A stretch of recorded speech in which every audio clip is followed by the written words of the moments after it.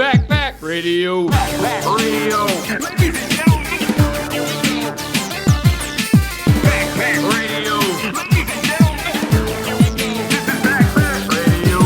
Ladies and gentlemen, here we go. Ladies and gentlemen, Backpack Radio. Get ready, 'cause here we go. This is Backpack Radio.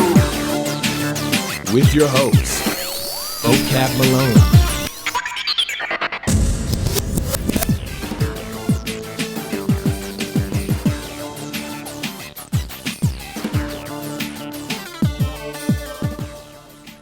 Welcome to Backpack Radio. My name is Vocab Malone. Today is Friday, August 10th. We're getting started just slightly late. Sorry, we had a mild hiccup, but we are in the building and we are excited. Today, I have Anthony Rogers on, and we're going to be discussing criticism from a Muslim teacher in Durban, South Africa, of Islamicize me. He did not like Islamicize me. He made 4 videos about it. Today, we're going to be discussing the very first one. The time is 7 o'clock East Coast time, and I'm very excited about this show today. And some of you might know that my man Anthony Rogers is actually part Sicilian, just like myself. And so because of that, we need a special intro just for that. Let me show you what I mean in just a second here. What's up, Anthony Rogers? How you doing, bro? Hey, I'm doing great. How you doing over there? It's good, man. I haven't shown you this, and you're not going to be able to see it unless you look on the broadcast page. So yeah, I'm looking at it. All right. Well, everyone, I'm sorry about the mild late start. 3 minutes. You guys have high standards. I know that here for Backpack Radio Live, and I'm also sorry that the broadcast page is not the one we're broadcasting on. But we're on my YouTube channel, and we're going to start. But since it's 2 Sicilian Italians, we couldn't just let that happen without celebrating it in a very special way. So are you guys ready for the brand new world premiere of the intro song for the Reformed Italian edition of Backpack Radio, or rather I should say the Reformed Sicilian edition? Anthony, are you ready? I'm ready. All right, let me bump up this music just a little bit. 3, 2, 1. Welcome to the Reformed Sicilian edition of Backpack Radio with Anthony Rogers and Vocab Malone.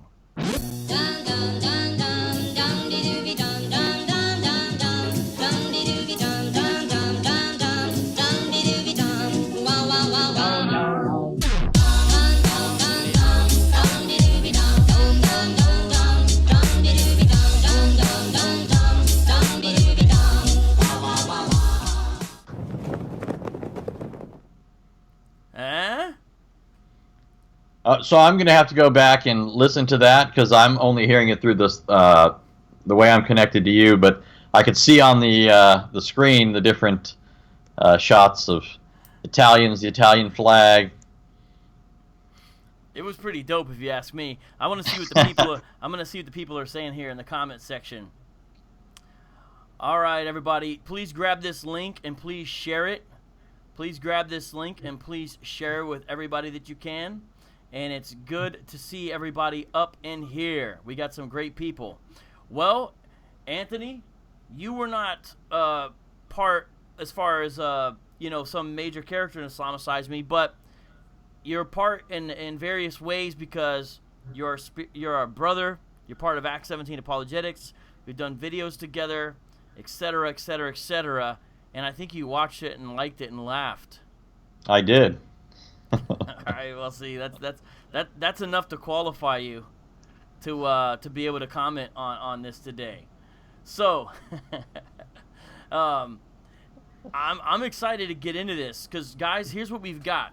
We've got multiple clips that we've set aside from this video we're gonna play, and what it is a Muslim teacher offering criticism of Islamicize me. For those of you who don't know, Islamicize me was a satirical series, and it was designed to stir conversation in a provocative way, to be certain, but also in a funny way.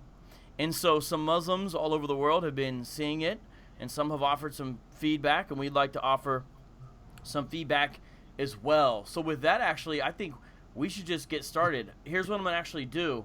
I'm actually going to play the intro first, just so people can get a flavor of this, of the first video. And I'm just going to let people see it, and so it'll kind of set the mood and set the tone as we look at this and we respond to this criticism. So here's actually the intro clip for his video. Here you go. Check this out, everybody.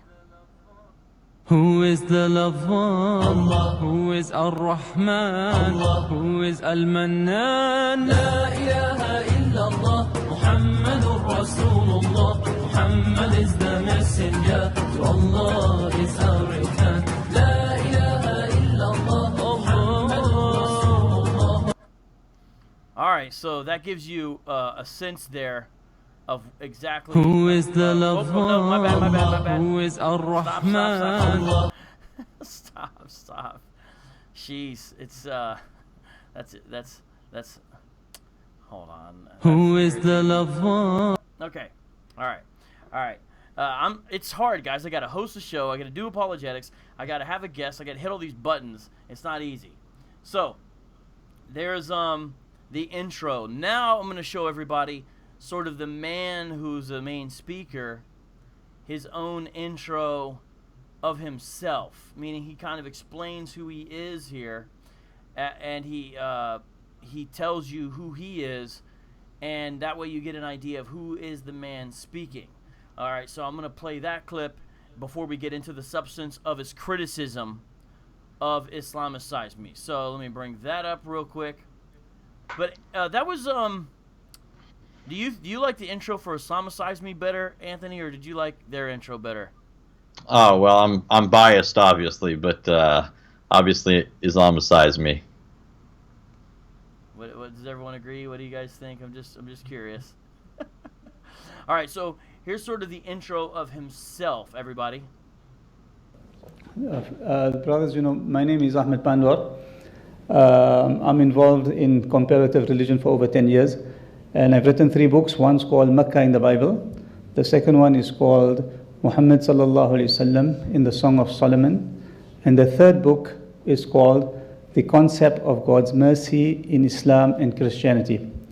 These books can be downloaded on the internet, or if you follow the page called Proclaim, you could see these books. Alhamdulillah, the book The Concept of God's Mercy in Islam and Christianity has close to, inshallah, over 10,000 reads, downloads, and we request yourselves to read that, because that book will help you in understanding how to give da'wah to the Christians, what the Christian mindset is, and how to tell them in a nutshell that the mercy, the rahmah, the forgiveness system of Allah is far beyond the need that the blood of Muhammad or the blood of Jesus or the blood of goats, rams, or bulls be shed for the salvation of anybody. So Anthony, you notice how he introduces himself, and right away, what does he do? Well, yeah, he's already laying into Christianity. Do you guys catch that? What did he say that shows you he's immediately polemic against basic Christian doctrine? What caught your attention there, Anthony? Oh, I thought you were asking the people. Sorry. Well, no, yeah. Yeah, well, he made a reference. Actually, it was interestingly he couched it almost in terms of the author of Hebrews' critique of the Old Covenant Levitical system. Yeah. But he misappropriated it and applied it to Christianity. Right? The author of Hebrews says that the blood of bulls and goats can't take away sin, and his point is that those were foreshadows of the Lord Jesus Christ, who alone could atone for sin.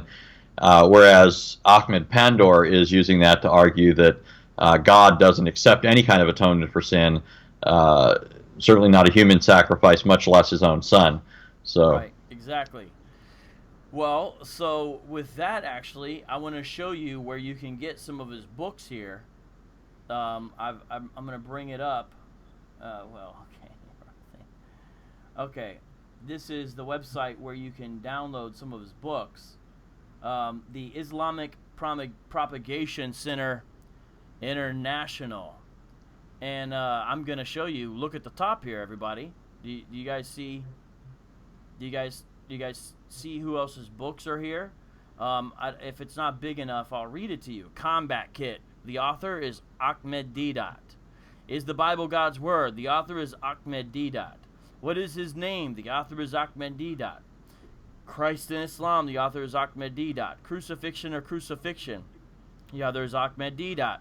Resurrection or Recitation. Ahmed Didat.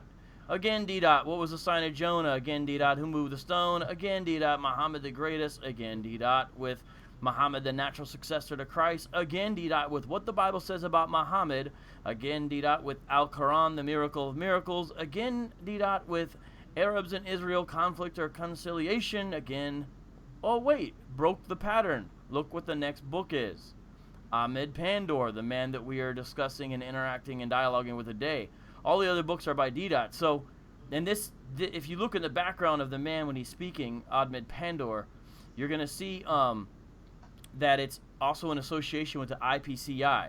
My point is, he's going to accuse us of misrepresenting Islam. Anthony, can you briefly explain to the people about who Ahmed Didat was and the nature of his representation of Christianity? Yeah, Ahmed Didat was perhaps the best known Islamic apologist, at least the world over, at one point during his day. He's the man that discipled people like Zakir Naik, who took up his mantle, and others. So, I mean, just the name Zakir Naik, if anybody's familiar with him, since he's more contemporary with most of us, and you realize that his methods are right from Didat, you have something of an idea of what sorts of argumentation or apologetics he would engage in. One of his famous quotes, if that might help people, is in reference or in opposition to Christ as God's only begotten Son, is that according to the Bible, God has sons by the tons. You've heard that one, right, Vocab? Yeah, that's a famous line.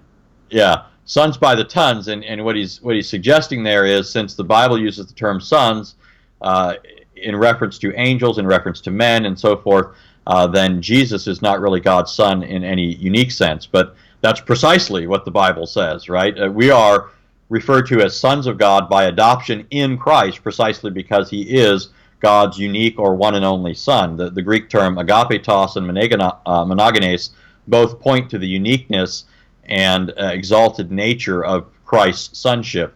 So anyways, Ahmed Didat is well known for prevaricating, misrepresenting Christianity, and he passed that on to his disciples. That's not to say that somebody like Ahmed Pandor, I think he comes across in the video as at least intending to be truthful, but that looks like less the case when it comes to somebody like Ahmed Didat. He certainly didn't accomplish being accurate. We can say that much. Right. No, I agree as far as the approach and the style, but it's just, I don't know the details of the organization, but he's speaking here at the IPCI. We see the books here, and so it's just, I'm just saying that, I mean, talk about misrepresenting. I mean, Didat, that's kind of his specialist. But here, yeah. Pandor has a book as well. Oh, man, why? Pandor has a book here as well, and it's on the same thing, the IPCI. And I've seen actually a refutation of this by a South African pastor with the first name of Rudolph. I just forgot the last name just now, but his first name is Rudolph, South African pastor. They've done several debates together on whatnot. Rudolph Boshoff? I believe that's it. Yeah. I believe that's it, yeah. And so he does some refutations of some of Pandor's other books as well. People were asking about the books. Well, they're all free books, so, you can't fault them for that. Clearly they are trying to do Dawah, which is make an apologetic for Islam and invite people into what they see as the truth, here on the website. I mean, let's see. Well, let's see who the founder of the IPCI is. Yeah, it's Didat. That's what I thought. So this is Didat's organization, and that Pandor is speaking at. And so it's it's just very interesting, some of the things that he says. To make the message of Islam heard and understood in our time, and to make the Muslims blessings unto mankind. And so there talks about their mission and D-Dot's legacy and what they do. And, you know, a lot of it's Dawah, which is, you know, as we mentioned before, the invitation and whatnot. And so that gives you some idea of the background there. Not fully, obviously, but I think we're ready to play our first clip. You guys ready to see the first clip? Again, oh, you guys are saying I'm lower than Anthony? All right, I can turn up my volume easily. Tell me about the volume now, everybody. I want to get the volume good and have it be good. How is Anthony's it now? always loud. It's funny because I was worried about you being too low, so I turned myself down. But, guys, tell me how I sound now. But let's play this first clip, and we're going to get into Pandor's criticism of Islamicize Me. The good stuff's toward the end, but nonetheless, you'll see. So let me bring this next one up. And here is the very first one. All right. Pandor clip. All right, here we go, guys. Now, unfortunately, in the Christian world of today, there's been a group of Christians who have done or went down a path of mockery, of disgust, of insulting the Prophet Muhammad sallallahu alaihi wasallam, insulting the Quran, insulting the Hadith. And the way they have done it, it is a despicable, horrible, horrendous type of video series which they have produced in order to tarnish Islam and, in the same token, try to win customers for Jesus Christ. Although many good Christians would never accept it, and would never accept such type of disgrace and mockery in the name of the cross, sadly, this group of people have went to town in shaming the Muslim people. Anthony Islamicize Me went to town in shaming the Muslim people, he says. I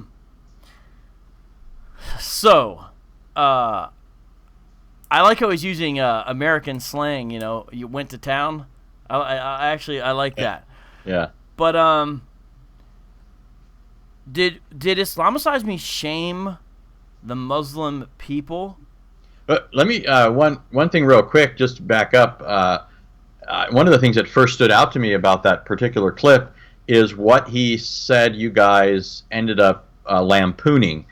He specifically was outraged at you guys mocking Muhammad, the Quran, and the Hadith. And I just find that interesting, especially for a religion that prides itself on allegedly being the only religion that is purely or truly monotheistic.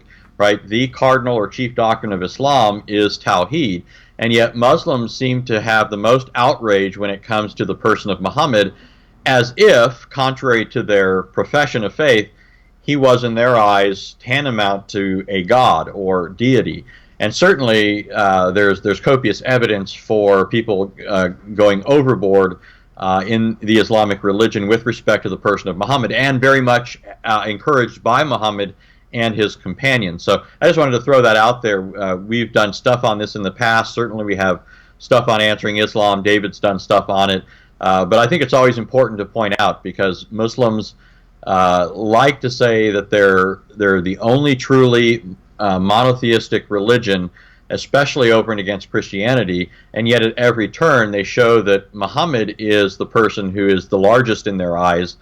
You know, there's no notice taken of what you guys said that adversely reflects upon Allah. I mean, just think of the fact that that's interesting. Yeah, I never thought of that, actually. He never mentioned that, at least not there. Yeah. I mean, anything you say about Muhammad is indirectly an attack on Allah, because all of Muhammad's actions, according to Muhammad, are being directed by Allah. And so what Muhammad taught, what Muhammad practiced, all these sorts of things are coming from Allah. So to mock Muhammad, mock his teachings, is to mock Allah himself. So yeah, I think that's something we should always be mindful of pointing out to people. Yeah. But yeah, Thank you. That's good. That's good. Now the idea of shaming the Muslim people. It is true we're doing this series to expose, if you want to put it that way, the fact that Muhammad's a false prophet. And the way we do that is focus on things that he's purported to have said and done and instructs his followers to do them.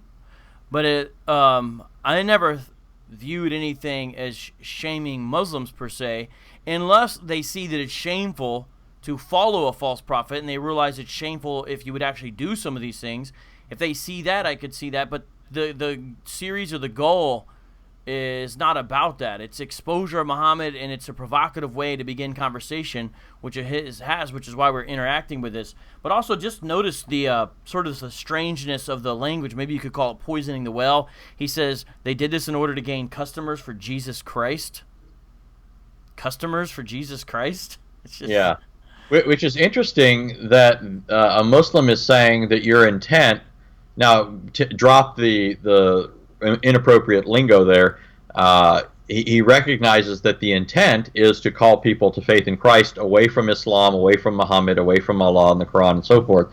And yet the criticism on the part of other people, some Christians, was that wasn't your goal, right, in the video, that you don't have that kind of goal overall or in the series or whatever. That's good. That's good because, yeah, despite the way it's couched, customers for Jesus Christ, he realizes the reason that this is done is ultimately so people turn away from Islam and see Jesus and see the gospel as beautiful. Great point. Man, that's why I knew I had to have you on, man. Forget David and John. We don't need them. I mean, John's not busy. I mean, it's not like he had a brand new baby boy or anything like that today. And it's not like David just moved. Yeah, it's not like David's in the middle of a move or anything right now. You know, he's not moving.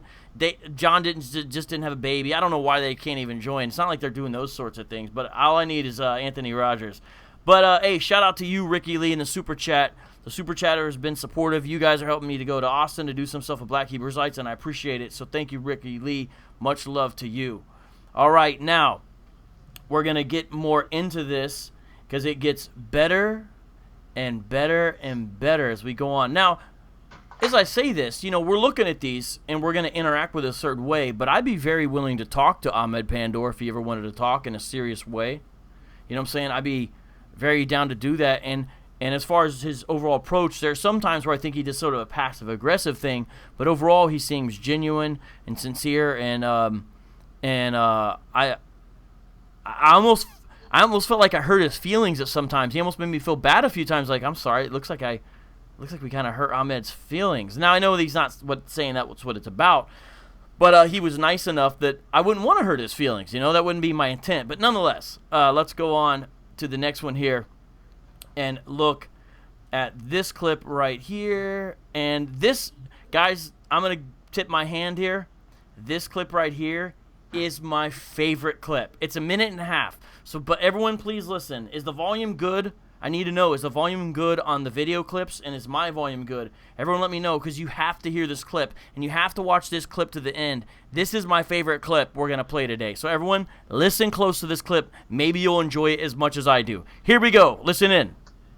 What they have done, I'm going to use their names. The series is called the Islamicize Me series. You see that? So now we're going to try to give... there's many other apologists like ourselves and throughout the world that will respond to it. And well, not that we respond to it because we have it, we think it's something beautiful or something of something to tackle, but it's rather a disgrace. The normal Muslims like myself normally just brush it aside and say we don't have time for things like this, because those people who mock the religion, we rather not dedicate our time and energy in speaking to such type of childish people. Rather, we would concentrate on speaking to people with more intelligence and people that want to know stuff via academic qualification. Real quick, we usually like to speak with people with more intelligence. I can see the charge of, being childish, because there's some juvenile aspects. Like, there's a vein we're doing this, it might be similar to Three Stooges, even though if you actually look at the sources, it's kind of cleverly disguised. It's smarter. The series is smarter than people give it credit for, in my opinion. But nonetheless, speak with people with more intelligence. Because later on, he's going to be upset about people insulting or something, but that seems like an insult to me. So basically what they've done, David Wood, Sam Shamoun, Vocab Malone, and there's another gentleman there as well. They have basically created... John McCrae, he just had a baby. Can't you give John McCrae any love? He's the other gentleman as well. 30-day series in Ramadan that every day they're having a series to mock the Muslims. So what they have done in the start, they put in Nazm or some type of Arabic slogan, and then they wake up, Fajr time, hey, get up for Fajr, man! I'm sorry, real quick. I love his impersonation of me when I do the Fajr. This is why I like this video. I got to play that one more time, I'm sorry. I love his like impersonation of me because I'm the one who's always doing the Fajr time stuff. So real quick, I got to play that again. And then they wake up, Fajr time, hey, get up for Fajr, man! Get up for Fajr, man. I'm sorry. Just one more time, hold on. I love it. It's so innocent. They put in Nazm or some type of Arabic slogan, and then they wake up, Fajr time, hey, get up for Fajr, man! And the guy was all sleeping, and then they get up for Fajr. And then they say, what are we going to do for today? They're going to say, okay, this hadith says we need to do so and so. Then they refer to a backpack. And he brought up the backpack. How epic is this? A man in Durban, South Africa is mentioning the backpack. So just shout out to the backpack.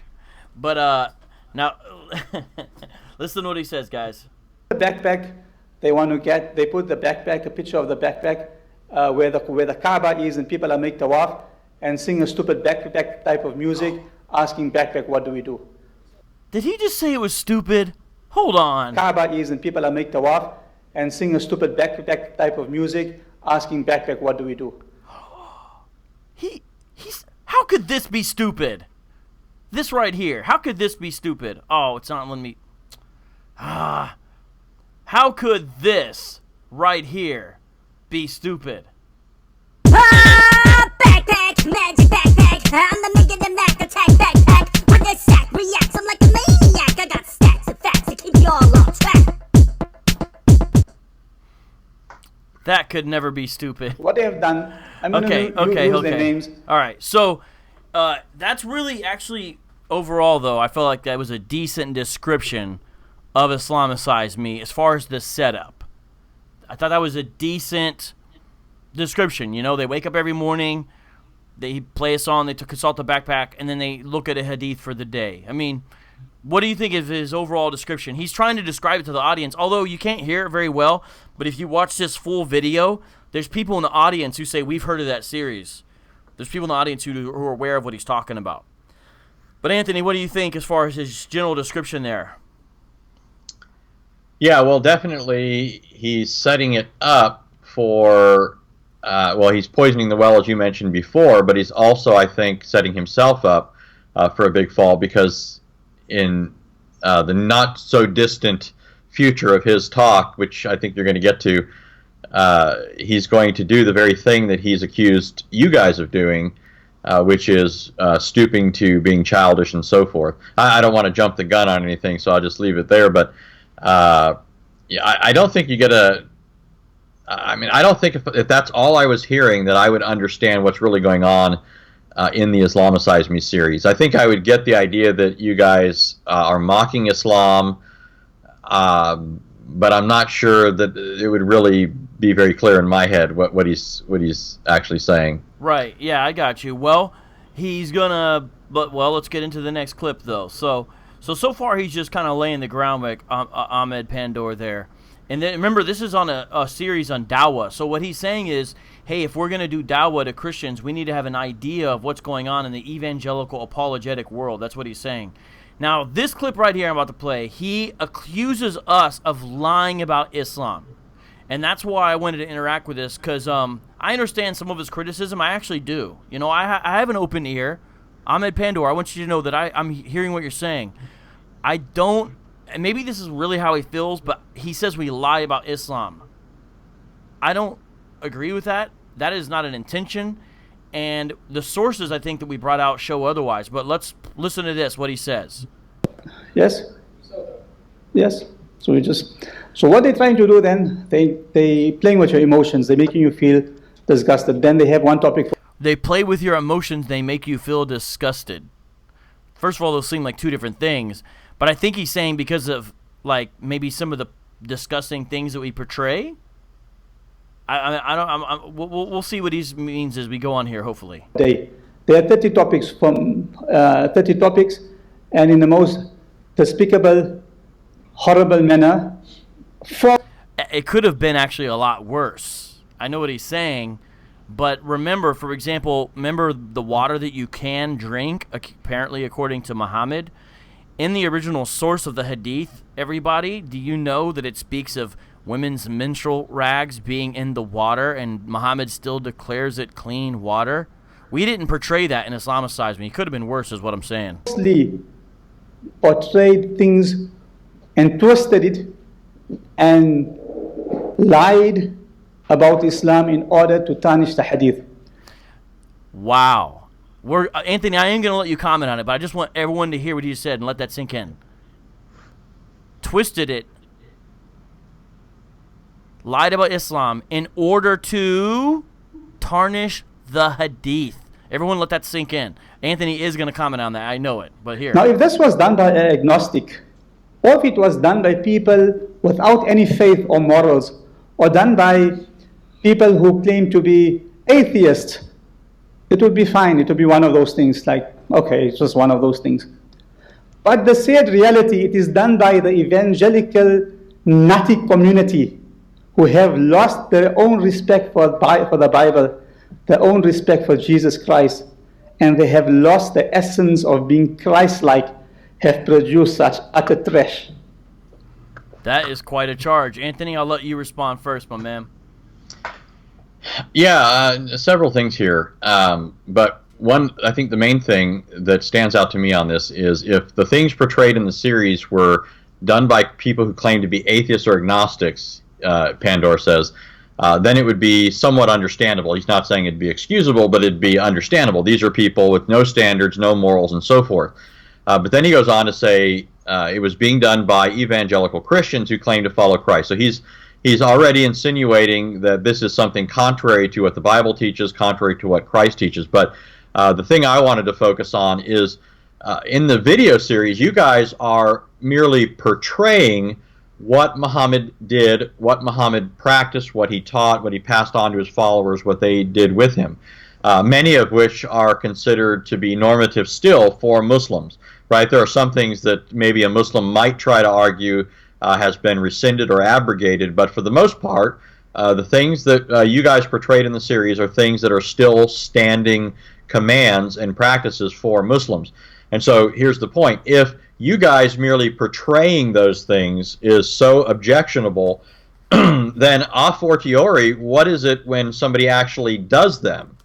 Right? I mean, in other words, it's an argument from the lesser to the greater. If you guys portraying an adult male breastfeeding a woman who's not your wife or feeding at her breasts in order to become a kin so that you can be in their company, if that's shameful and degrading and wrong and despicable, then how much more the fact of somebody actually doing it, right? If the other things that you guys portrayed, disowning a child who isn't your natural offspring, if that sort of thing is wrong, then how much more the fact that Muhammad taught it, right? So I mean, I don't think he's getting the logic of it. And by the way, I think that he's unwittingly showing that he recognizes that these things are wrong as well. The very fact that you guys portraying them makes him feel ashamed and makes him think that was your goal, to shame Muslims.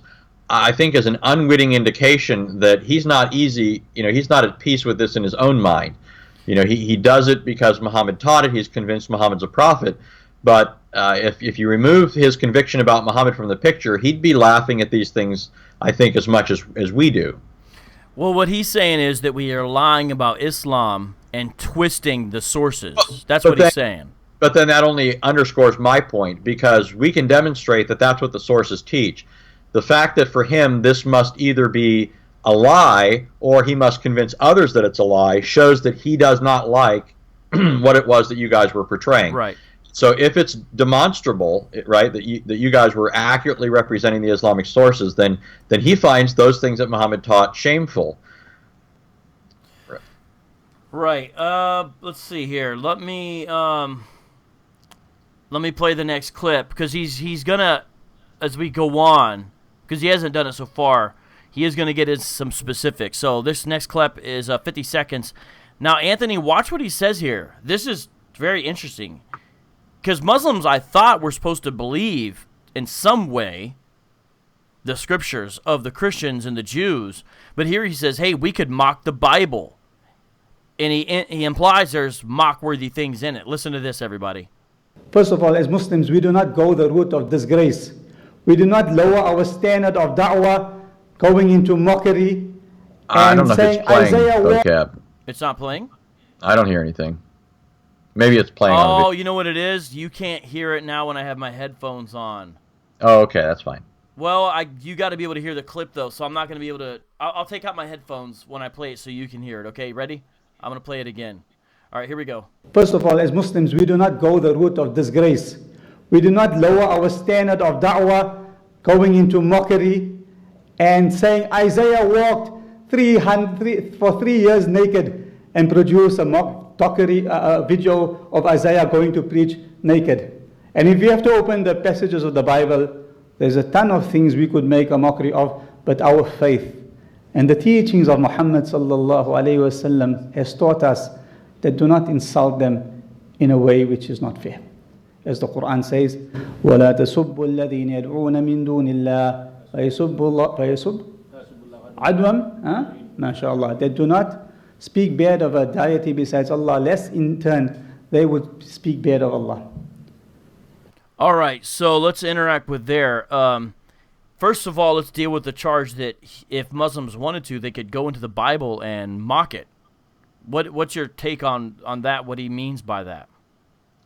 Yeah, well, he gave an example of what he thinks is mockable or mockworthy, namely the example of Isaiah, who was told to go about graphically portraying what was going to happen to Israel, that God was going to strip her naked because she was playing the harlot with other gods. And so God orders the prophet to do something that would have shocked them. And I find this, again, ironic that he's arguing that what you guys did in the video series, which was shocking to them and shameful in their eyes and all that sort of thing, he was claiming that it was contrary to what the Bible teaches, contrary to the what Christ himself taught and so forth. And yet here he's giving an example of God himself doing that very thing to Israel, right? The practice, or what Isaiah did, was not a normative practice. It's not something that God was enjoining upon people. This is something that a prophet is doing as a sign to Israel of her coming judgment because of her unfaithfulness to God, something that the Lord himself had shown great patience with Israel towards, and now things are at a breaking point. And so I think that actually that's he sort of pulled the rug out from under his own feet there, because there you've got an example of God doing something radical in the face of an apostate people in order to bring them to their senses, if you will. This was an attempt to shock people who had been desensitized so that they would see the reality and the ugliness of their sin and repent of it. But the other thing is, I mean, he says that they could do the same thing when it comes to the Bible, and my response to that would be, name that too. And if you think you can mock the Bible and do the sort of things that we did so easily with Islam, then have at it. I mean, certainly people are funny, people can come up with creative things, and people can do things that will make others laugh. The issue is always going to be whether that actually has teeth, whether it's, is it going to be an accurate representation of what the Bible teaches? Because you're simply not going to find in the Bible the Lord telling people that it's a good idea to drink water with used menstrual cloths in it, dead animals, and so forth. You're just not going to find that sort of thing. So everybody, if you're wondering what's being referred to there, it's from Isaiah chapter 20. It's actually a really short chapter. It's only like 6 verses long, where Isaiah is instructed by Yahweh to go among the people of Israel essentially naked to imitate. He does this for 3 years, by the way, to imitate the way they'll be when they have a prisoner of war status, which Isaiah is saying is going to come because of their idolatry and their unfaithfulness to the covenant. And so actually, to a certain extent, that'd be a verse that we would point at, not that Christians are supposed to do the identical thing, but more for the principle, or at least I would point to, more for the principle that there are times where it's acceptable to sort of engage in like shocking displays of art. That's like a sort of an illustrated sermon. We weren't claiming a prophetic mantle by saying that. We were just simply saying that it can't be beyond the pale to use sometimes things that are provocative to wake people up or whatever. Now, I'm not making some kind of exact parallel. This is the people of God here in the Old Testament. Muslims are not part of the Christian community. I understand the differences, and so, but it's the idea that there's the general defense that it's not that this is something that a Christian would never do just on the sheer face of it, Islamicize me, because it's shocking alone. Now, I see your guys' comments. There's some people in the comments, and we're reading comments. We're getting almost close to 100 viewers, by the way, and you guys know that if we get over 100 viewers or $50 in the super chat, that I'll do a freestyle. So, I still keep that promise, even with Anthony here. We could still do it. But I see that some people are like, hey, I learned stuff about Islam from you guys, so I check in. But in my opinion, I see a couple people saying, hey, Islamicize me wasn't the wisest thing, or it's not something I would have done, but I like the other stuff you guys do. See, I do really, first of all, I respect everyone's, voice on this matter. But if someone says that, I respect it. They're saying, hey, I wouldn't have done this, or maybe it wasn't the best idea. But they don't just discount everything you do at that point, or say I can therefore never listen to you, or you must be a total heretic, or anything like that. They're saying, hey, I register my disagreement, but I understand there's some methodological differences that we have as far as that. But I can still learn, and we can still kick it. That's respect. Nobody has to agree with everything, and definitely this is not the only way, and it's also not the only thing we're doing. Like here we're interacting with the man, and it's not in a Islamicize me fashion. But it's sort of weird that he's trying to say they're instructed as Muslims not to insult people. Anthony, did you think that was a bit odd? Yeah, I mean all throughout the Quran, the Hadith, the Sirah literature, the tafsirs, you almost at every turn you have mockery going on in the Islamic sources, and some of the language that Muhammad used in the original sources isn't too pretty either. Yeah, so I would be very interested, Ahmed Pandor. What is your thought on the common practice today in a lot of the Islamic world to refer to Jews as apes and pigs? For example, Ahmed Pandor, what do you think in March 2004 when Sheikh Ibrahim Mudaris, who was speaking on Palestinian Authority television and riled against, quote, the Jews today taking revenge for their grandfathers and ancestors, the sons of apes and pigs, end quote. What do you think he's out of line there? And here's another interesting one. During the swine flu scare in May 2009, Sheikh Ahmed Ali Othman, he's the superintendent of Dawah affairs at the Egyptian Ministry of Religious Endowments. He declared that, quote, all pigs are descended from the Jews whom Allah transformed into apes, swine, and worshippers of Satan, and must therefore be slaughtered. And of course, that's end quote. What does he base his argument on? It's in the Quran, Surah 5, Ayah 60, which talks about, it's kind of an infamous or notorious passage that speaks about Jews are going to be turned into apes and pigs. It's in multiple places. Surah 2, 63, 66, Surah 5, 59 through 60, Surah 7, 166. And there, it's a Quranic passage in which Allah actually is going to transform Jews into apes and pigs. Now, you might say, hey, the Bible has punishment for disbelievers too. Okay. And so the Quran's not out of order there. It's a little bit odd, but we could say that the Quran technically is not insulting Jews there by saying Allah's going to transform them into apes and pigs, I guess we could say. But the thing is, that teaching from the Quran leads to a lot of Muslims today referring to Jews as apes and pigs. For example, the Saudi Arabian textbooks, they're kind of infamous, that refer to Jews as apes and Christians actually as swine. And let me read one last thing here. Some of this is from Robert Spencer's book. By the way, he has a new book out. I'd like to interview him pretty soon. The Complete Infidel's Guide to the Quran. And I looked at the sources. It's backed up.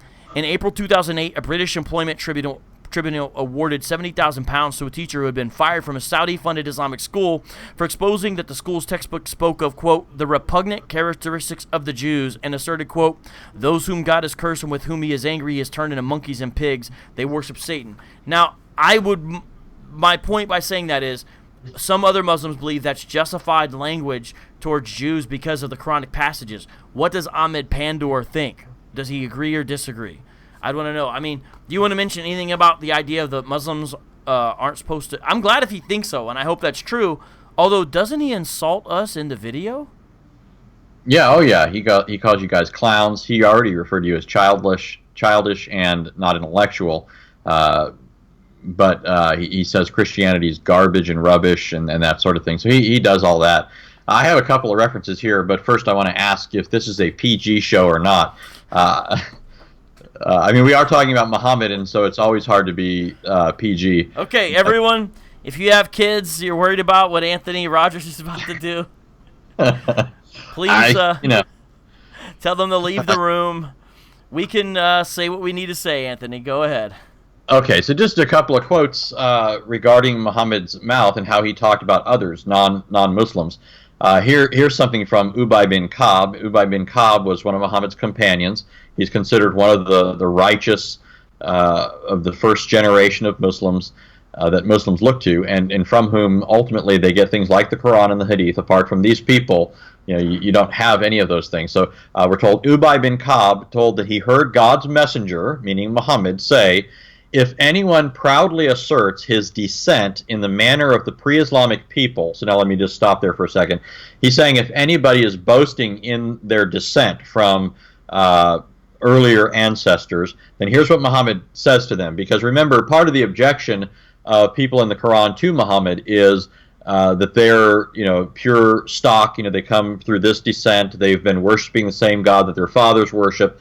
And so Muhammad is claiming, no, your fathers were in error, and you need to be worshiping the God I'm pointing to. So anyways, Muhammad says, if anyone asserts his descent in the manner of the pre-Islamic people, tell him to go and bite his father's penis. And now I'm going to stop here again, because many Muslims like to say, that's just an Arabic slang. It doesn't really mean what you think it means. But here's the rest of the quote. Muhammad says, tell that person, go bite his father's penis, and do not use a euphemism. Don't use a figure of speech. Literally say that to them. That's what it says, and this is in a trusted Muslim source, Mishkat al-Masabi, with the translation and so forth done by Dr. Muhammad Hobson. Told his followers to tell certain other peoples to go bite their father's... Yes. Now, one more quote, since I've already been given the okay. It says, then Urwa said, Muhammad, tell me, if you extirpate your tribesmen, have you ever heard of any of the Arabs who destroyed his own race before you? So here's Muhammad laying waste to Arab tribes, and so they're asking him, has any other Arab done that sort of thing? And then the person goes on, and if the contrary comes to pass, by God, I see both prominent people and rabble who are likely to flee and leave you. So he's saying that all sorts of people will leave you as a result of this. This is actually a quote from Abu Bakr, but he got this from Muhammad. Then it says, Abu Bakr said, go suck the clitoris of Al-At. That's one of Allah's daughters. And then it goes on. There's more to the quote. But the point is, when you read this in context, is that Abu Bakr, Muhammad's right-hand man, he was the second caliph of Islam. He was the father of Muhammad's prepubescent child bride. So this was a noteworthy figure in Islam, and he spoke just like Muhammad and with Muhammad's approval. So this was the level to which Muhammad would descend. And so if Ahmed Pandor had problems with things that you guys were saying, I got to wonder what he thinks about these quotes. Yeah, maybe he's more respectful of a man than Muhammad is.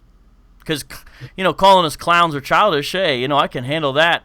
Ahmed Pandor didn't tell me to go bite my father's, or go, on the other one you mentioned. Hey, some people are tripping out like, wait, what's going on here? Could you real quick, one more time, just simply give those two sources? And if somebody could listen maybe to these and maybe even type it in the live stream comments, what are the actual sources there? One more time, Anthony, nice and slow. What were the two sources you gave? So actually, I just clicked off of that because I pulled it up just as you were mentioning it. But they can go to my YouTube page, Anthony Rogers. Okay. And the video is called, I think it's Muhammad's Filthy Mouth and Bad Manners or something like that. So the video is a lot more entertaining, but basically I have the sources in there. So you have a video that actually has all this stuff. And then I have a Muslim who's reticent to actually quote them, but he's making allusions to them. He's saying, he's making a comment about something, and he says, some of you are just appalled that I would say that. And he said, but if you know what the sorts of things that Muhammad actually said in the Hadith, and you didn't have the sanitized English translations, he said, he says, if I quoted those things, he says, you'd never invite me back here. But he's referring to these sorts of things in the Islamic sources. So the video will, I think, be more entertaining for people. So everybody, I'm going to show you the video just so you can make sure you see it, because the sources are in there, and Anthony goes into greater detail on that. And I want to make sure that everybody, understands that we're speaking truth here, okay? And so you see, here's I clicked on just the right spot, or maybe the wrong spot, depending on how you understand it there. But Muhammad's Filthy Mouth and Bad Manners, it's almost got 4,300 views there on Anthony's channel. By the way, everybody should subscribe to Anthony's channel. So there it is, everybody. I don't do as much stuff on that channel anymore. It doesn't mean I won't in the future, but mostly I've put stuff up on Act 17 with David. But so some of my old stuff is there. Okay. Well, excellent, man. Thank you for bringing it. And also, John McDermott, thank you for bringing a super chat. Much love to you. Thank you very much, John. I see you in there. It's good to see you around, and we appreciate the super chat. Thank you very much. Okay. Now with that, I am going to play the next clip. So we're interacting with these, and we would just be asking some questions back to Mr. Pandor. And I'm going to play the next one. I'm going to take my headphones or unplug them so Anthony can hear the sound, hopefully. And here we go. Muslim scholars have over the centuries given their different opinions and legal verdicts regarding many rulings, many discussions. And what these clowns have done, they've just taken anything, put it there, put it up, not understanding it, not even being bothered of what the explanations are, and making their own ton of rubbish. And to the Christian world, oh my missionary friends, is that the standard we have chosen to evangelize to us Muslims? If that's the standard, well, I think you yourself are in a very, very, very shallow hole.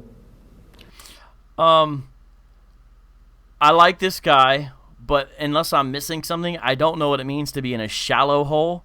I understand a deep hole, but that's I don't know what a shallow hole is. You yourself are in a very, very, very shallow hole. Because I think you can easily get out of a shallow hole. But nonetheless, notice that he says, is this how you've chosen to evangelize Muslims? So at least he understands our intent, what we're trying to do there. So I appreciate that. Yes, Doug Fawcett asked, did he just call you clowns? He does call us clowns again, which I don't really mind, or whatever. But it shows that I think he intends that as an insult. And so I kind of see like a double standard maybe going on there. But I thought it was most interesting what he said in the beginning of the video as well. But Anthony, do you have any comments on that clip? Yeah, several things. One just dropped out of my mind, but one is, he says, is this the standard that you guys use to evangelize Muslims? As you already pointed out, he shows that he recognizes that your goal, your intent, is seeking to call Muslims away from following a false prophet, a false god, and a false book.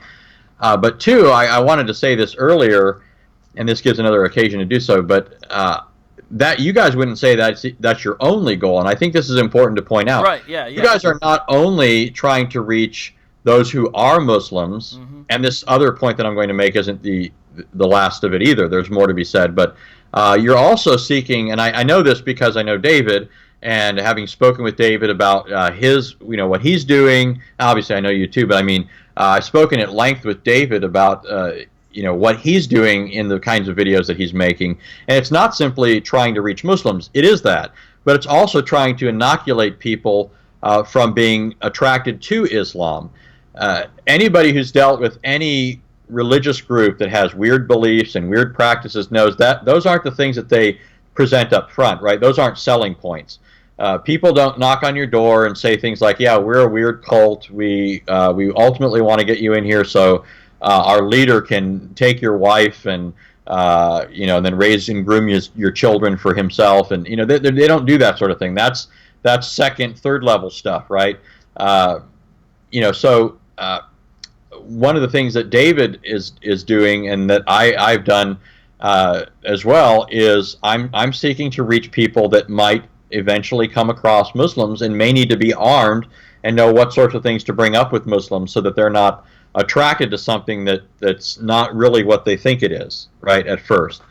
But there's more to that as well. I mean, you guys have additional reasons for doing that video. Right. But another thing I think that stands out, and it stands out from earlier when you were laughing when he was when he was doing an impersonation of you. Yeah. Right. Doing the Fajr prayer. I think that speaks volumes. It shows a difference in the Christian worldview and the effect it has on people, and how it translates into your character and your behavior and so forth. You're able to laugh at that sort of thing, right? You don't think of yourself as so important that anybody slighting you right. is somebody that you need to be enraged against and come unglued, right? And then go after them and take their head off. Like Muhammad, when somebody made fun of him, a poet, an old woman, yeah. Whatever it may be. And so I just think that, those sorts of things need to be pointed out. You're able to laugh at that sort of thing, but Ahmed Pandor is over there feeling, great shame. And it's that sort of thing that ultimately seeks an outlet. I'm not saying that Ahmed Pandor right. would go this route, but it's that sort of thing that ultimately is at work in Muslims who do go berserk. They have plenty of justification in the Quran for going that route if they're passionate. Yeah, later on, Anthony, he's going to refer to us as Allah's enemies. And when he started using that phraseology, I said, is this guy trying to get us killed? And I noticed that. Yeah, and many people will miss this, but he uses the phrase mischief, right? You guys are making mischief. That's worthy of death. That's worthy of right. death, isn't it? According to Islam. Right. So if you hear somebody say something like these people are making mischief, that just sounds like you guys are just troublemakers, right? You're just stirring up bad feelings or what have you. But he's actually saying that you guys are guilty of something that the Quran says is punishable by death. Yeah. So people might miss that. Some of the language he's using, I don't know. It's what they might call a dog whistle, meaning if you know the code, you understand what's being signaled there. We'll get to that. I just put on the screen by MLP Shady Oak Ministries. He put the two sources for the quotes that Anthony brought up. Those have been up there long enough, so I let you guys see those. Let's go to the next clip here. This is the 6th or 7th one we've played, and let's listen to this one right here from Ahmed Pandor. And I'm going to unplug my headphones again. Here we go. What your own books say, do not do. The Bible says, do not call your brother a fool, lest you be the least in the kingdom of heaven. Now imagine you have the audacity to insult the whole Muslim faith and the Muslim people with such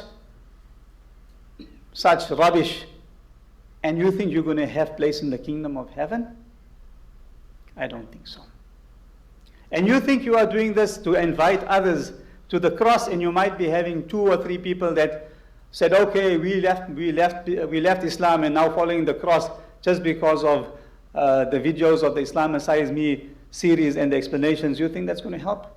No, it doesn't, because your own kind, Pastor Sam,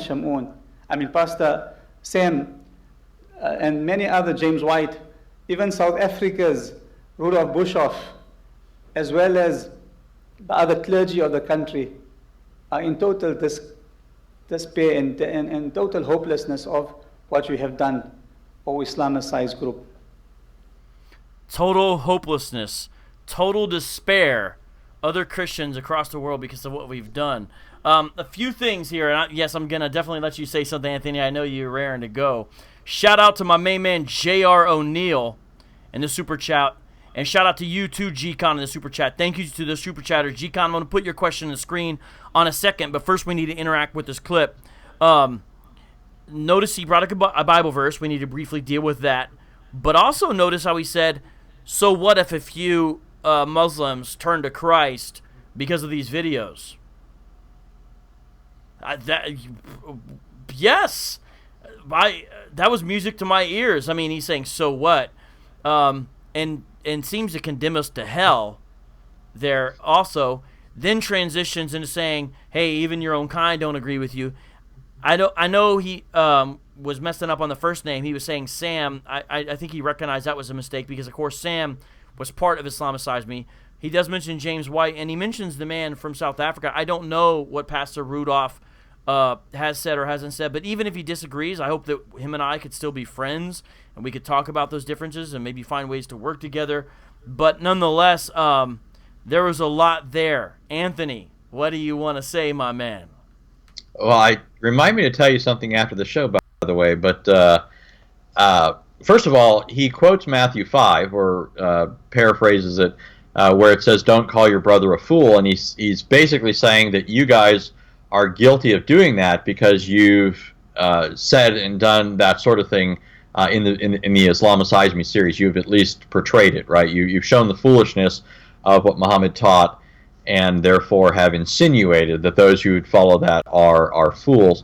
Well, in the first place, Jesus doesn't condemn absolutely calling people fools. What Jesus condemned is calling your brother a fool. He quoted it accurately, but he misapplied it. Right, yes. And the reason for that is because in the Bible, throughout the wisdom literature, the term fool is a technical term. It's used throughout the wisdom literature, especially the book of Proverbs, but also the book of Psalms, to refer to somebody who's an unbeliever, right? The fool hath said in his heart, there is no God, Psalm 14, verse 1.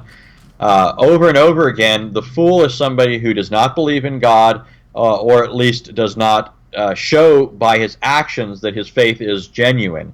And so Jesus is saying not to anathematize your brother, right? And then, but then the second thing is, he says that you guys, on that account, have no place in the kingdom. But notice that Jesus' quote actually says that a person who's guilty of doing that towards his brother will be least in the kingdom.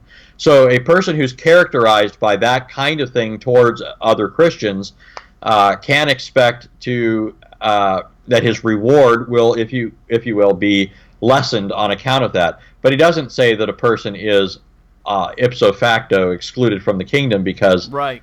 He said that sort of thing. Matthew 5:21, you have heard that it was said of those of old, you shall not murder, and whoever murders will be liable to judgment. That's bad news for Muhammad, I think. But I say to you that everyone who is angry with his brother will be liable to judgment. Whoever insults his brother will be liable to the council, and whoever says you fool will be liable to the hell of fire. So if you are offering your gift at the altar and there remember that your brother has something against you, leave your gift there before the altar and go. First be reconciled to your brother and then come and offer your gift. Come to terms quickly with your... That's Matthew 5, but go ahead. What are you going to say? Yeah, so I mean, there is the fact that a person's liable apart from making amends, right? He has to seek out forgiveness from the person he's offended against. So Ahmed Pandor's judgment is much harsher of you guys than the quote that he's actually appealing to. Right. So I think people heard, I see the comments, people heard what he said there. We don't have to deal with every line of that clip ourselves, but we're showing you just in general so you have an idea. But we do need to respond to Super Chatters. And so let's take a brief pause here because my man G-Con is in the building, and he asks, and I'll let you, Anthony, answer this. What is the earliest or best Quran to use when debating Muslims? Can you give a quick answer there, Anthony, for that? Yeah, I don't know if it's a quick answer. The difficulty is that just like, in the first place, no translation of the Bible is going to be perfect, right? They're always going to have to make some adjustment because of the difference in language. And that's why it's so important for pastors to learn the original languages, to preach and teach based on what they know those languages say. And that doesn't mean that the average Christian can't read the Bible, right, and learn from it, but often that will mean using many translations in order to get the full scope of the meaning of what's going on there, and then consulting the many reference works that we have now that are so easily available. But you have that same sort of thing going on when it comes to the Quran. Some translations of the Quran are going to be better than others. Some translators of the Quran have problems with certain parts that others don't, and so will try and obscure things that others won't. And so often by comparing translations, you'll pick up on something in one translation you don't pick up on in another. And so one example, just to throw one out there, is the issue of whether or not Allah is a deceiver. Most Islamic translations will not put deceiver in there because they know, they can't do anything about the Arabic, right? Every Arabic-speaking Muslim looking at it, seeing the very word for deceiver that they use for deceiver, right? So there's not much they can do there in the case of an Arabic Quran.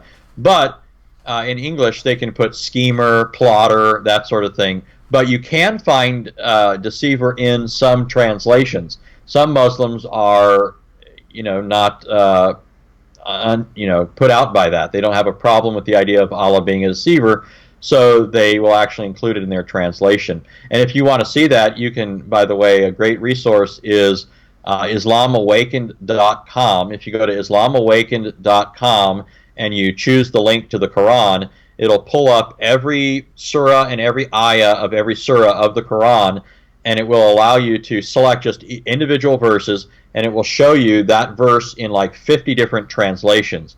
And the great thing about it, now I don't know if they still have the corpus going on, but it used to include at the bottom a link to the breakdown of each word in that sentence in the Arabic.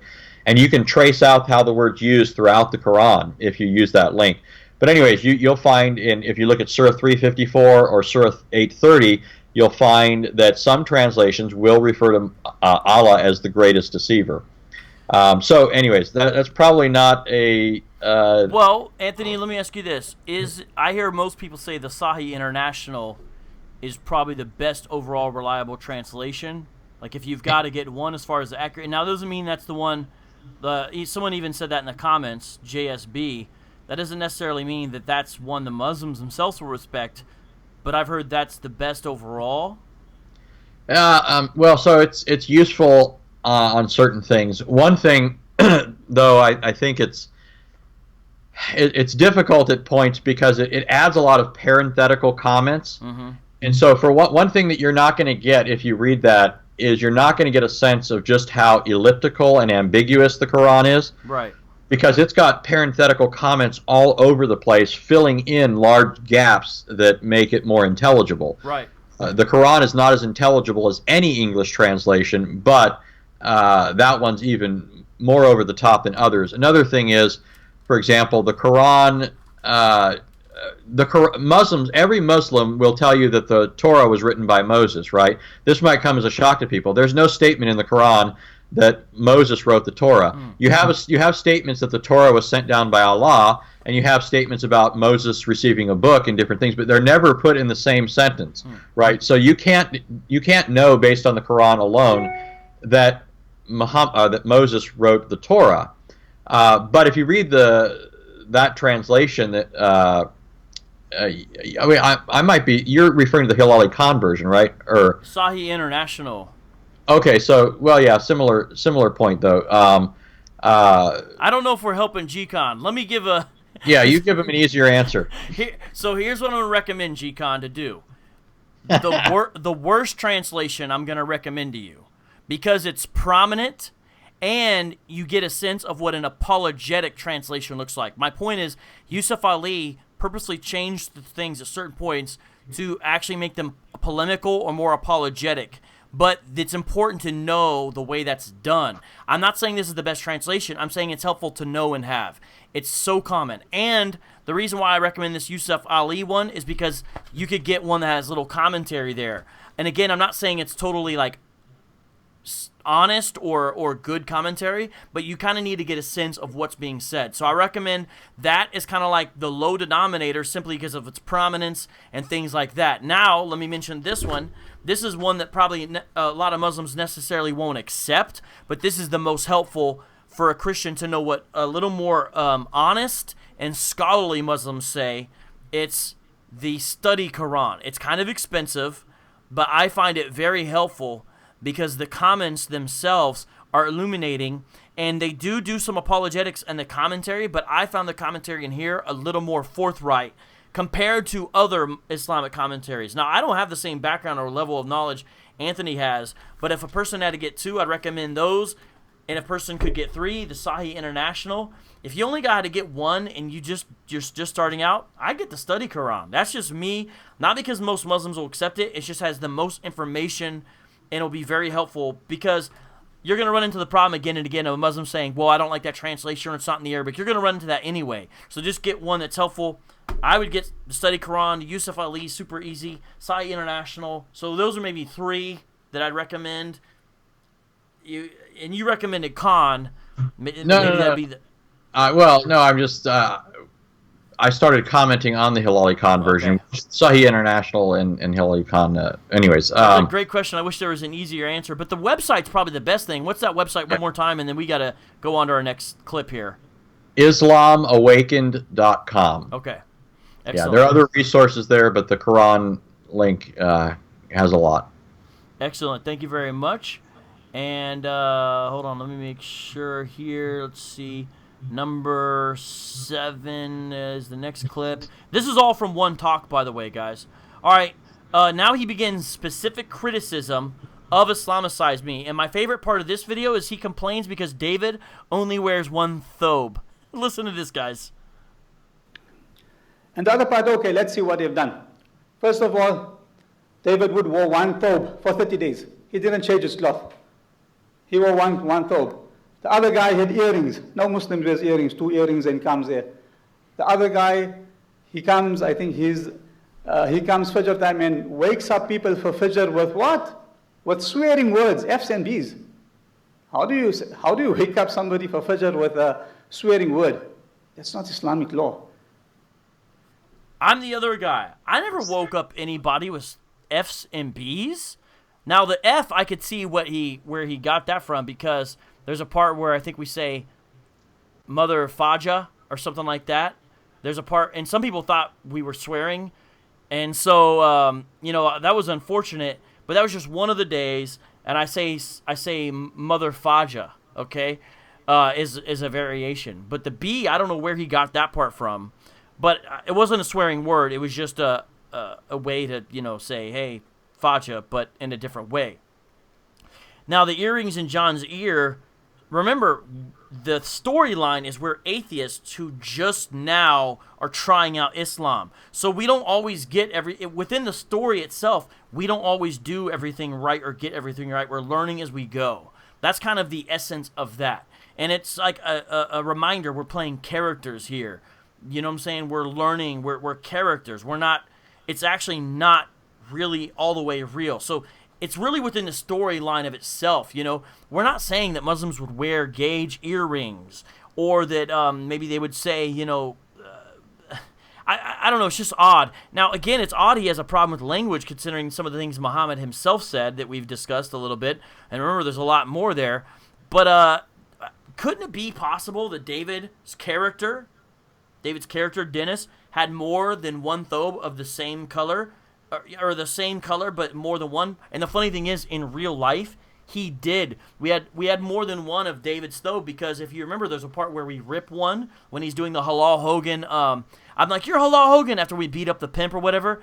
That was one of his thobes, but with a different color. But he ripped it and there's blood on it and stuff. So we actually, in real life, had more than 1 for David. But what a weird.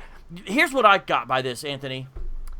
we must have got a lot right if the very first criticism on the particulars of Islamicize Me he complains about is that David Wood's character didn't change his clothes. You see what I'm saying? That's some serious nitpicking. That's not getting into the sources we got into.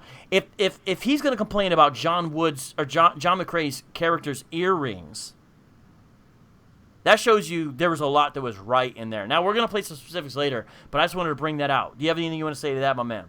No. I think you covered it on that one. Good. All right. Now, check this out. I have a timer on the bottom here on my screen. It says 11 minutes. What that is the standard time of a show is an hour and a half. We're not done with the clips yet. So, Anthony, are you okay with going 2 hours? If not, if you got to go, I understand. But I'd like to have you, meaning because we're coming up on going an hour and a half. Are you okay to make this edition more like 2 hours so we can finish these clips? Yeah, we can finish. All right, and guys, let me know if you want to do that. Okay, let me know if you guys want to do that because we're gonna get to these. So here's clip 8. Listen to this, everybody. This is a criticism of day 1 of Islamicize Me. And let's just go into answering a few of what happened, a few instances in those series. First of all, the issue of urinating. The Muslims feel that we are من المؤمنين رجال رجال يحبون يتطهروا, people who love to be clean. Now they make the first episode they made a mockery where if you're going to make number 1 and if the urine droplets splash on your clothes, then you should as Muslims we should stay away from that because we are clean people. Now they started mocking that, no, I went to the toilet and my whole shoe got messed, and that shows you filthy. We Muslims, we're proud to be clean. And if you want to make a mockery, we cleaner people than you. That shows you're filthy. And if you want to make a mockery, that shows we're cleaner than you. Again, these seem kind of like insults for a guy who's really hurt by what he perceives to be insults, but we never made an insult talking about Muslims are dirtier than, or smarter or less smart. That's kind of what he's engaging in. We're criticizing Muhammad's teaching. And what's the whole point? He totally misses the point here. Maybe he did it on purpose, maybe he did it on accident. The point of day 1 of Islamicize Me, which he just referred to, was that Muhammad tied your eternal state into how you pee. The point wasn't about who's clean or dirty. That is not the point at all. The point is Muhammad ties your eternal state into how you pee. I don't know how he couldn't catch that because I want to play the clip real brief here from Islamicize Me so you guys can actually see what we're actually talking about here. So here we go.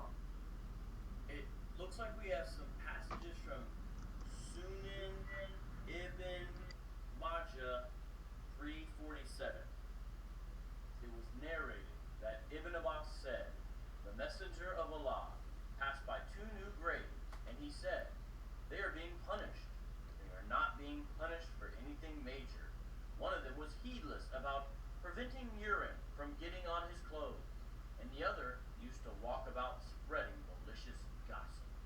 I don't get it. How is this the most important thing we can do? Maybe we should read the next one. Sunan Ibn Majah 348.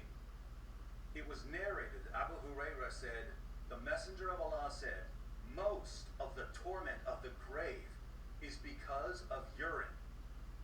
Most of the torment of the grave is because of peeing?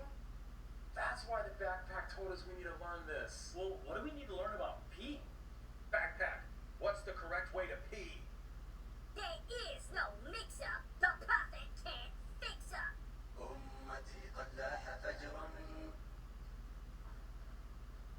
Soon, on the side, 29, it was narrated that Aisha had said, whoever tells you that the messenger of Allah urinated standing up, do not believe him. All right, so I think I played enough so people get the idea. First of all, you see, what is there, 3 sources there? And the point is not about who's clean and who's dirty. The point is about getting punished for going to the bathroom improperly. Anthony, please comment on that clip. Yeah, well, a number of things just on the issue itself of Muhammad regarding urination. One of the things that we do, I think, rightly mock is the whole idea that we need a revelation from God that addresses something like going to the bathroom, something you'd assume we can learn from our parents as toddlers or figure out on our own by virtue of being created in God's image, living in God's world, through which God, reveals things to us, right? We believe that God reveals himself to us in nature and in Scripture. And Scripture is his verbal and special revelation. But anyways, just the whole idea that we aren't able to figure out how to go to the bathroom apart from a special revelation ought to shock or strike people as just bizarre. And that's why it's great sport for mockery, right? Which is what you guys were doing in the video. But secondly is, the weight that Muhammad gave to that. He tied, as you said, one's salvation to it. And, when Pandor turns it into an issue of, well, if you guys are mocking us for this, then we're cleaner people than you. Well, none of you guys were saying in the video you don't mind if you get urine on yourself. I just think, anybody that goes to the restroom and they're going to wash their hands. If they're, obviously if they're clean people, but, and I know not everyone is, but the idea that because you're mocking the notion that one's eternal salvation depends or is contingent upon not getting urine on yourself, therefore you're not a clean person, that just doesn't follow. It's a non sequitur. So yeah, people were saying the volume clip's a little bit low, so if I play another example from Islamicize Me, I might play the clip with the sound off and we might talk over it or something. All right, so let's play the next clip here that he mentions some specifics here from Islamicize Me. It has to do with muta. Here we go, everybody. The next video, they made many stupiid videos. The other video they had, which is they kind of play that Muslims do muta. Muslims do not do muta. That is a Shia branch of the Muslims, which has nothing to do with the mainstream Muslims. Muta is not acceptable. So what they do, this David Woodfellow, he goes on the phone and he calls a muta agency. He calls a muta agency, then they call a woman in and they do the muta, and then they call in a pump. And then they fight with a pump. Come on, what are you talking? This is not the Islam the Muslims know about. No Muslims do this. Muta agency, fight with a pimp. It's funny, I like how he says, this is not part of Islam. Muslims don't do this. That's only Shiite Muslims. Wait? Well, so that means some Muslims do this. Yeah. Well, and also... Go ahead. Also, he's kind of... he's playing a shell and pea game here. The point that you guys made in the video is that Muhammad taught it, and then yes. Of course you're acting it out as his teachings. But he doesn't address the fact that Muhammad taught it. First of all, right? He doesn't deny that Muhammad taught it, at least not in the clip that you played. And so a Muslim can claim that now that's not a practice of Muslims, but it was certainly something that Muhammad taught. Now, there is disagreement and debate among Muslims over whether or not you can engage in muta today. Yeah, the Shia are much more favorable towards it, but it's not exclusive to the Shia. There are certainly Sunni Muslims. I could read quotes. I think you've already got something raring to go there, but I could read quotes of Sunnis arguing that it's still an acceptable practice. Yeah, of course. I'll just play the clip, although I don't think the sound situation is going to work here, but I'm going to play the clip so people can kind of see, and they'll see the sources while I read some stuff here about it. Oh, wait, this is the wrong one.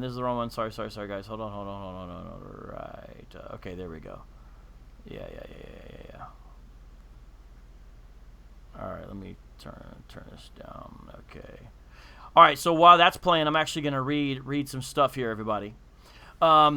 Surah 424 says, "And those of whom ye seek content by marrying them, give unto them their portions as a duty, and there is no sin for you in what ye do by mutual agreement after the duty hath been done." And notice the source on the screen is from something else, and that has to do with the narration by Abdullah that supposedly Allah's messenger said to the men of his company who had no wives that they can do this as well. But notice there's something that has to do there in the Quran itself, 424, and from the phrase specifically, what ye do by mutual agreement, from this Shiite Islam specifically has taught that you can have permission to enter into marriages that are essentially on a time limit there. One night, a weekend, a month, whatever the limit is. And there's even a tradition that stipulates that a temporary marriage, quote, should last for 3 nights. And if they like to continue, they can do so. And if they want to separate, they can do so. So nikah muta is what it's called. During those, the duration of marriage is specified at the beginning, and after it ends, the couple parts, and that's it. That's all there is. And this actually happens especially in seminary towns where temporary wives congregate, and it kind of becomes a whole trade there. In the early 1900s, one young seminary, and this is from parts of Spencer's book here, but he cites the sources, The Complete Infidel's Guide to the Quran. He recounts his experience where he talks about a woman he married for a while, and he paid her, the marriage expired, and he remembers the experience and says this, quote, "It is reported that the imams have said that whoever makes love legitimately has in effect killed an infidel." That means killing the lascivious spirit, end quote. And that's sort of an odd thing to say the least there. And I'm playing the clip. I'm going to stop playing the clip here. I'm going to get back. I just wanted to show you guys that's what he's referring to, and it comes from the sources. So with that, my main man, Anthony, do you have anything you'd like to say about that?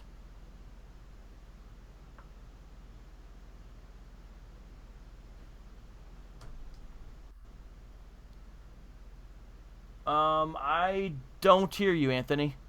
Did you mute yourself? Okay, yeah, I was muting my mic. Go ahead, say it again. Play it again, Sam.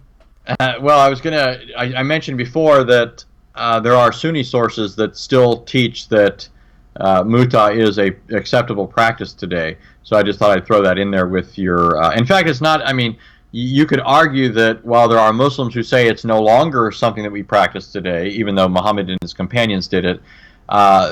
You can argue based on the Islamic sources that they're wrong. They shouldn't be forbidding it today because Muhammad gave a very clear command that they have no good evidence has been rescinded or abrogated. And in here, so for example, in Sahih Bukhari, Volume 7, Book 62, number 13, this was narrated by Abdullah. "We used to participate in the holy battles led by Allah's apostle, and we had nothing," meaning no wives, "with us. So we said, shall we get ourselves castrated? Muhammad forbade us that and then allowed us to marry women with a temporary contract," so he's talking about muta, "and recited to us," so here's the verse giving the revelation from Allah permitting muta marriage. "O you who believe, make not unlawful the good things which Allah has made lawful for you, but commit no transgression." So it's saying that Allah has made lawful for you those women that you temporarily marry, so that you're not committing a transgression by sleeping with someone who's not your wife, right? So basically legalized prostitution. Well, notice that this is a hadith saying that they were permitted this by Muhammad, but it's based on a particular ayah of the Quran, Surah 5, verse 87. That's what he says was recited to them, justifying the practice of muta marriage. Now, what is the evidence that that passage has been abrogated? Now, I grant that in the Islamic sources there is a teaching of abrogation. Muhammad did teach that certain commands that were given earlier could be trumped or negated by a later revelation of Allah. But what later revelation of Allah is it that has set aside Surah 587? I haven't seen it, and so there are a number of Sunni Muslims who argue on the basis of this that muta is still acceptable if they want to engage in it. And what they do is they simply go to a Shia area and do it. Radical Moderate says there actually are muta agencies. And actually says there's an actual website called Muta. Guys, don't go there. Threat level midnight. Muta agency. Sounds pretty official. Oh, man. Some of the... And then Radical Moderate also says the Sunnis have something also called traveling wife. So, we got different information here from the commenters. as well as some funny comments. Black Smurf says, keep the pump hand strong. I think that has to do with the pronunciation, the way he said pimp. Oh, we just got our first dislike. Someone disliked the video, guys. All right, we might have. I'm glad you're here. Please stick around. Don't leave. If you just gave the thumbs down, please stick around. We'd love to interact with you. Feel free to make some comments. But guys, to counteract that, if you have not liked the video yet, could you please go ahead and like the video to counteract the dislike comment we got. All right, let's play the next clip here and see what he says. This is referring to Mr. Scruffles himself, everybody. Then they have another series that the Muslims are ordered to kill dogs. This enemy of Allah. David goes into he goes into one place, he takes a butcher knife and he kills the dog, and all blood comes on him, and he's showing how atrocious and how evil it is, and how he kills the dog, and using the hadith to say that no, he's mixing everything upside down to show you and to paint to you the most horrible negative picture of Islam. And it's all gimmicks, and just the object is who knows what kind of object they are, how mentally sick they are. We're mentally sick. Earlier he knew our object, remember? Now he's forgotten it. We're mentally sick, and he now doesn't know. And notice he calls us enemies of Allah. We've graduated from clowns to enemies of Allah. I think as he's recounting this, he's becoming more upset, because these clips are in chronological order, everybody. These clips I'm playing, they're in order of the talk, and it seems as if he's becoming angry as he speaks about it. Are we mixing everything up there about the dogs? I'm going to play, while you're speaking, I'm going to play silently some of the clips from that episode he refers to. But are we mixing everything up there? No, the Islamic sources teach that it's impermissible to have a dog, except for certain limited reasons. But I'm thinking maybe, again, what we have here is him taking issue with the way you guys have illustrated it. And some of that, I think, is just because, as a Muslim, he doesn't have a good understanding of what satire and sarcasm look like. You know, he assumes that every single thing you guys are doing in the video is something that you're saying every Muslim does in obedience to Muhammad's commands, right? You're not saying that a person literally goes and takes his dog and kills it in the on the porch or something like that, right? And gets blood all over himself. They might take the dog out and shoot it. They might take it to a person who kills the dog. But there's certainly nothing inconsistent with what you did and what Muhammad was commanding, right? I mean, it's one way that command could be carried out. But I also just want to point out something here again that I think a lot of people might miss. Just like we said with respect to the word mischief, that's not just a word, it's not an innocent word saying that you guys are just, you know, these little troublemakers pulling on their pant legs or whatever. You guys are people who are guilty of capital crimes worthy of death. Well, likewise, when he says that you guys have a mental issue, this is tied in with the Islamic view that Islam is supremely rational, that every person is necessarily aware of the truth of Islam and that Muhammad is a prophet, such that anyone who rejects Islam must be insane. That's literally what many Muslims believe. And that's why they'll often brand a child who leaves Islam or someone like that as having gone insane. That's just so in other words, I mean, the point here is that you have to see in what he's saying that there's a greater weight to some of those words than we might initially infer from that, right? These aren't just minor backhanded comments that he's making. He's basically, consigning you guys to the lowest of low. You're the worst of creatures, as the Quran says.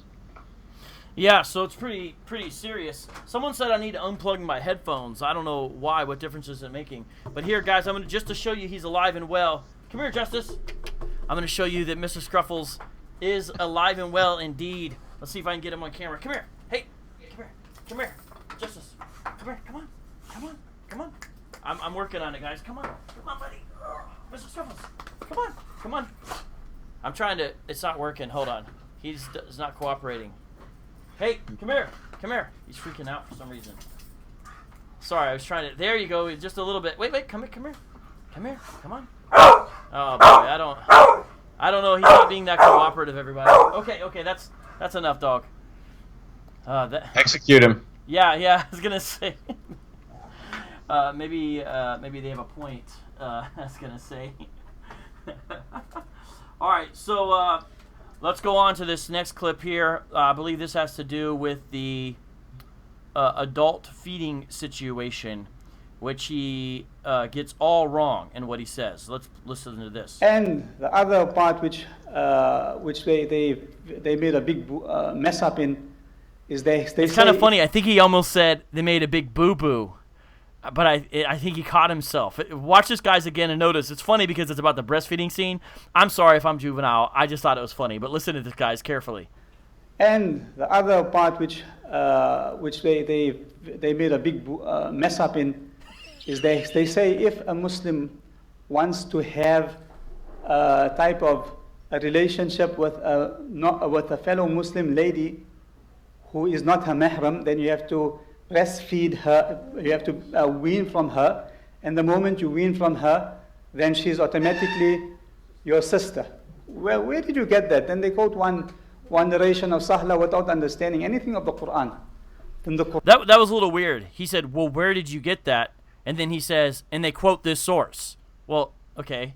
But actually, we're going to get into this, Anthony, but he totally described it incorrectly of what happened there in the scene. It is clear-cut that the weaning period of a child is only 2 years. حولين كاملين, 2 complete years. After the period of 2 years, there is no weaning. You cannot establish foster brothers or foster sisters from the weaning or from the suckling of a foster mother after the infant passes the age of 2 years. And they use this one hadith and they try to jumble it up when there's many other narrations where the Ummahatul Mu'mineen, the wives of the Prophet, clearly, explicitly, beautifully explains that there is no weaning after the age of 2 years, and they have also not weaned anybody if anybody wanted to be close to them. All right, Anthony Rogers, do you have some comments to make on that? Several things. Now, I don't recall in the Islamicize Me series how many sources you cited.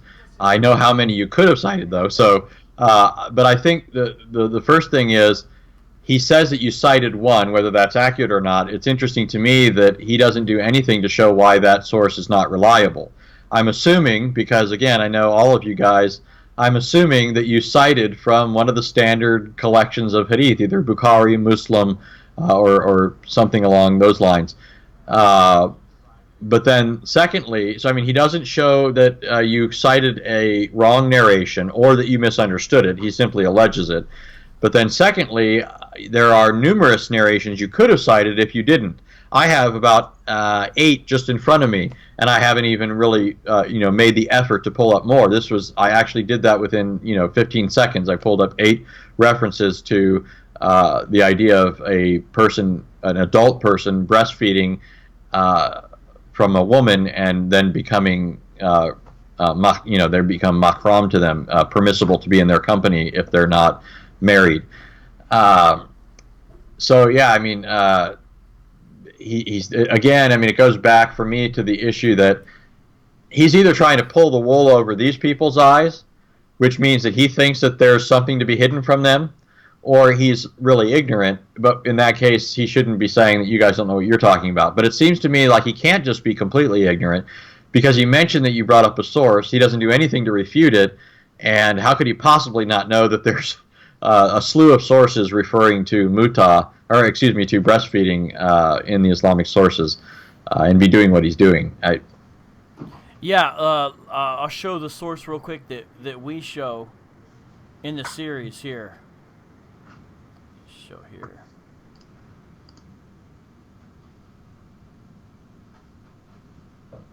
And that's the point there, is how to be around her without being attracted to her since we've had relations with her.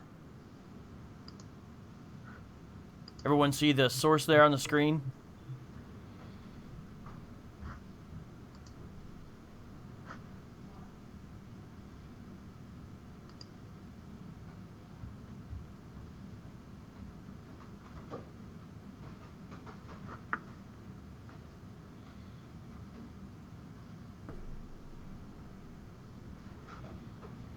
So guys, let me point out something there.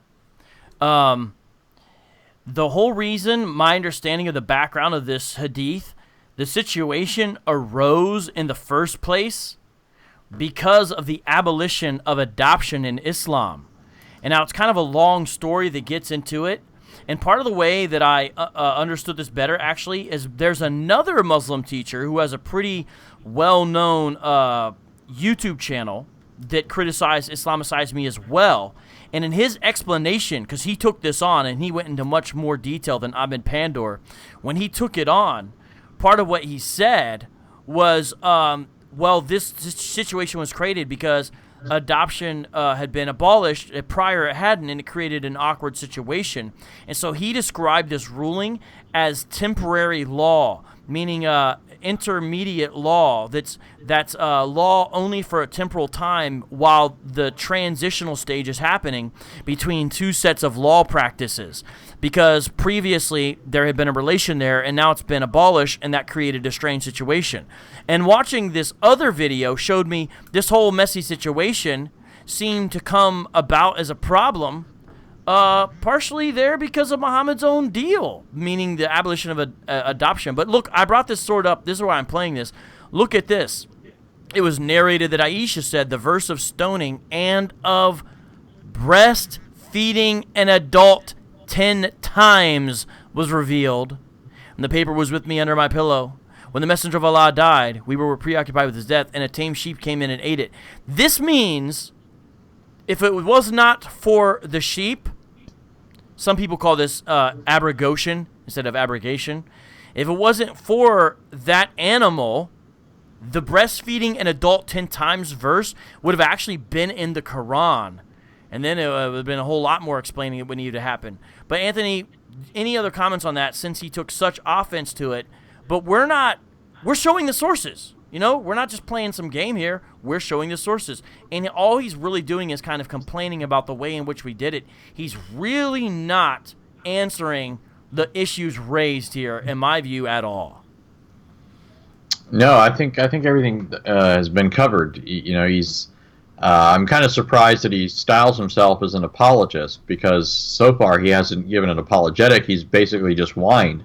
You know, all I've heard so far are, you know, just how much his feelings have been hurt. And I know that got to you, Vocab, but I'm not as sensitive as you are, and it just hasn't moved me yet.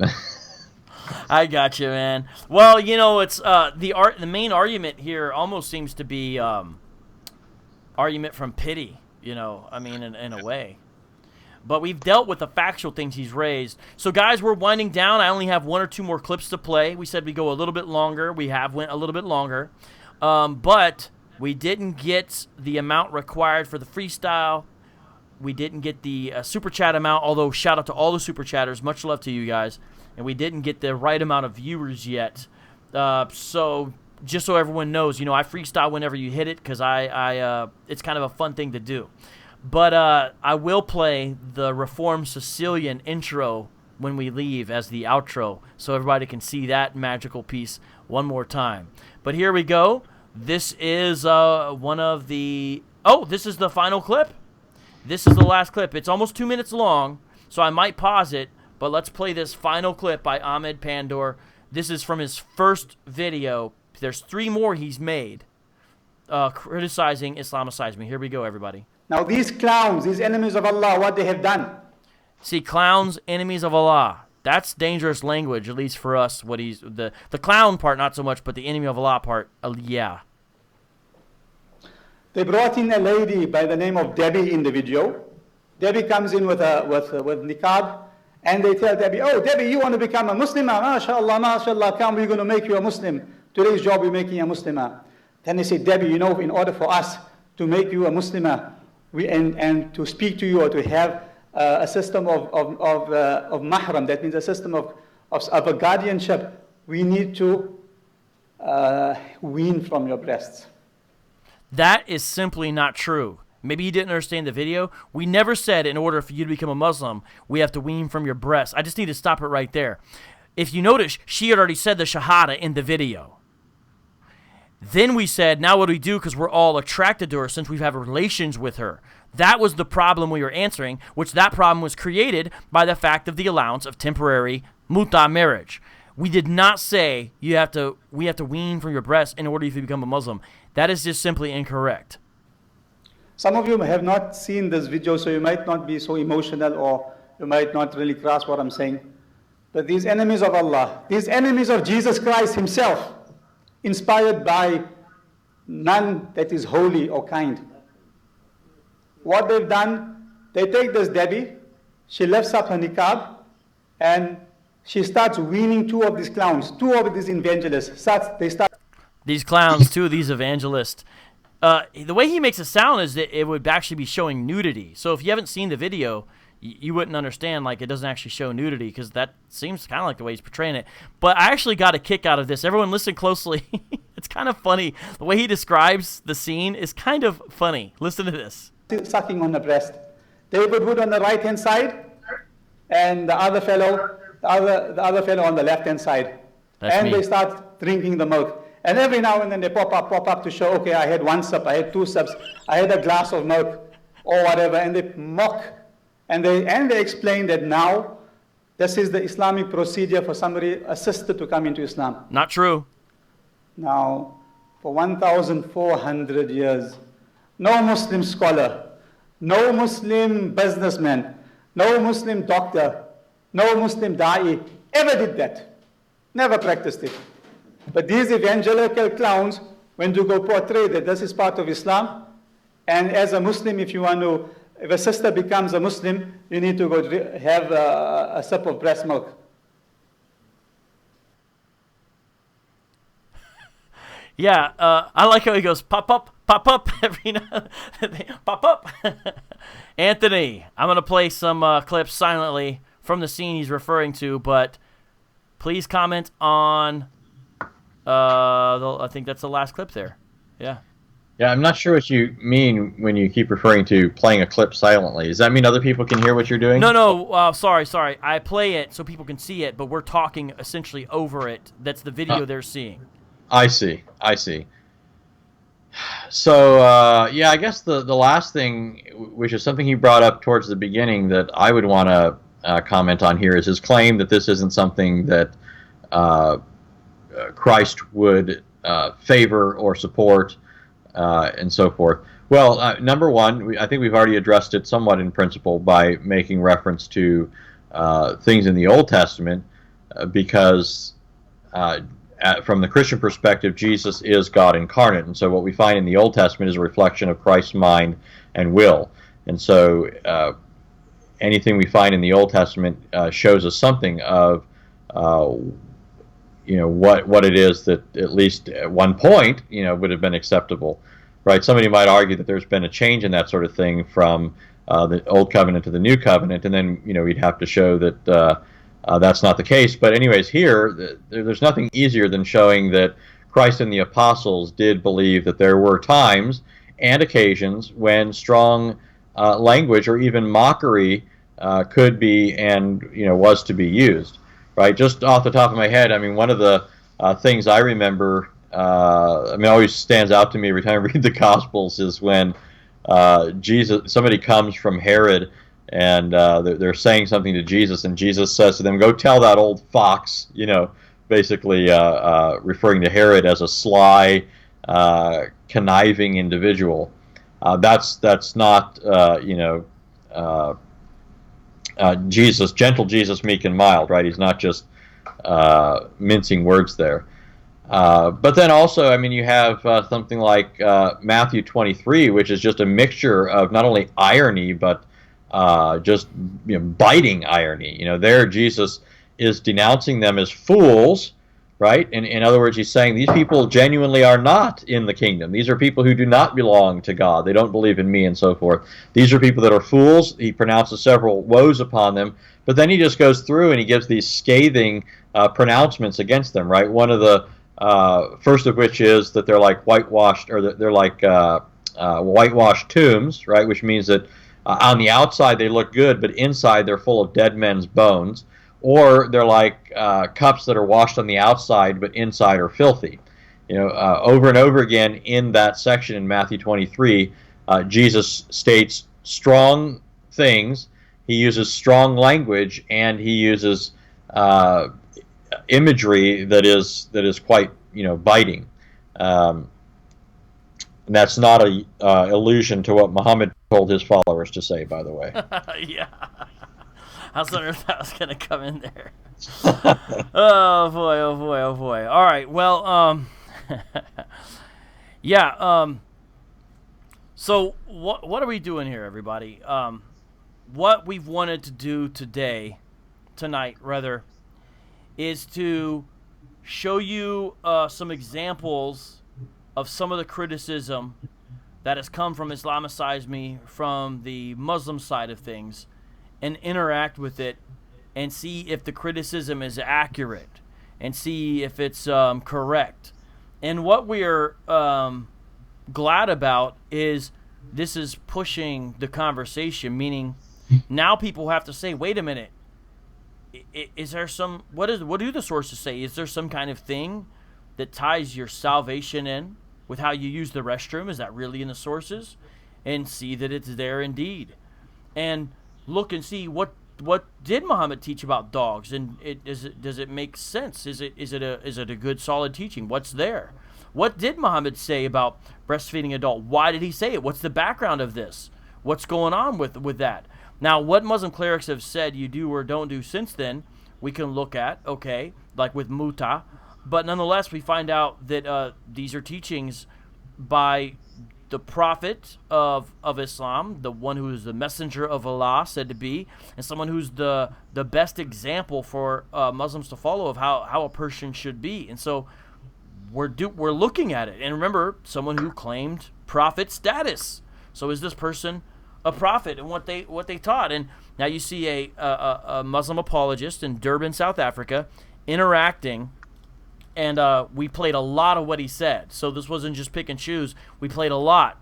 And what I'd like to know from you guys, if you're interested in us doing this sort of thing, would you like Anthony and me, for example, to interact with the other 3 videos? Now, I think we went through this one in kind of detail.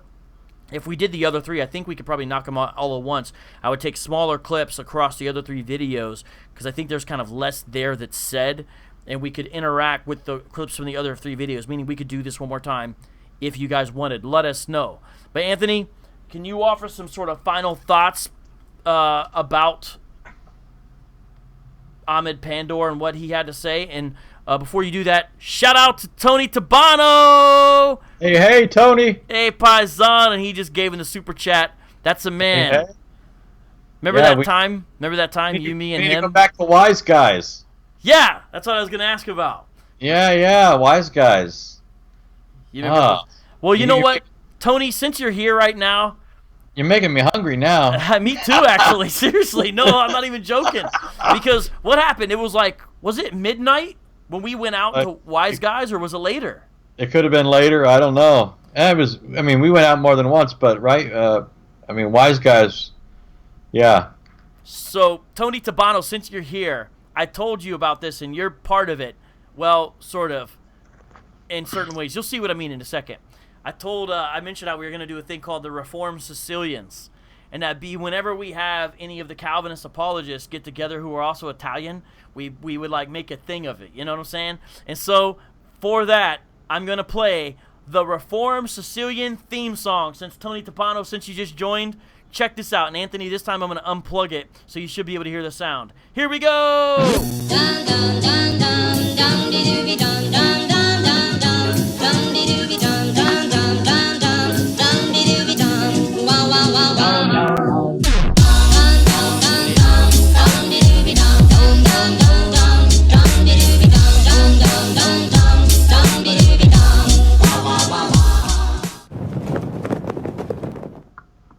Tony Tabano. That's just for you, bro. That's oh man, I thought that was funny. Hey, and what was down the center of the street? Oh, the tricolors in Providence, Rhode Island, representing the Italian colors right there in Providence, Rhode Island. Yeah. That was amazing, wasn't it? Yeah. But for real, Tony's gonna go to Wise Guys right now, just and rub it in. Right.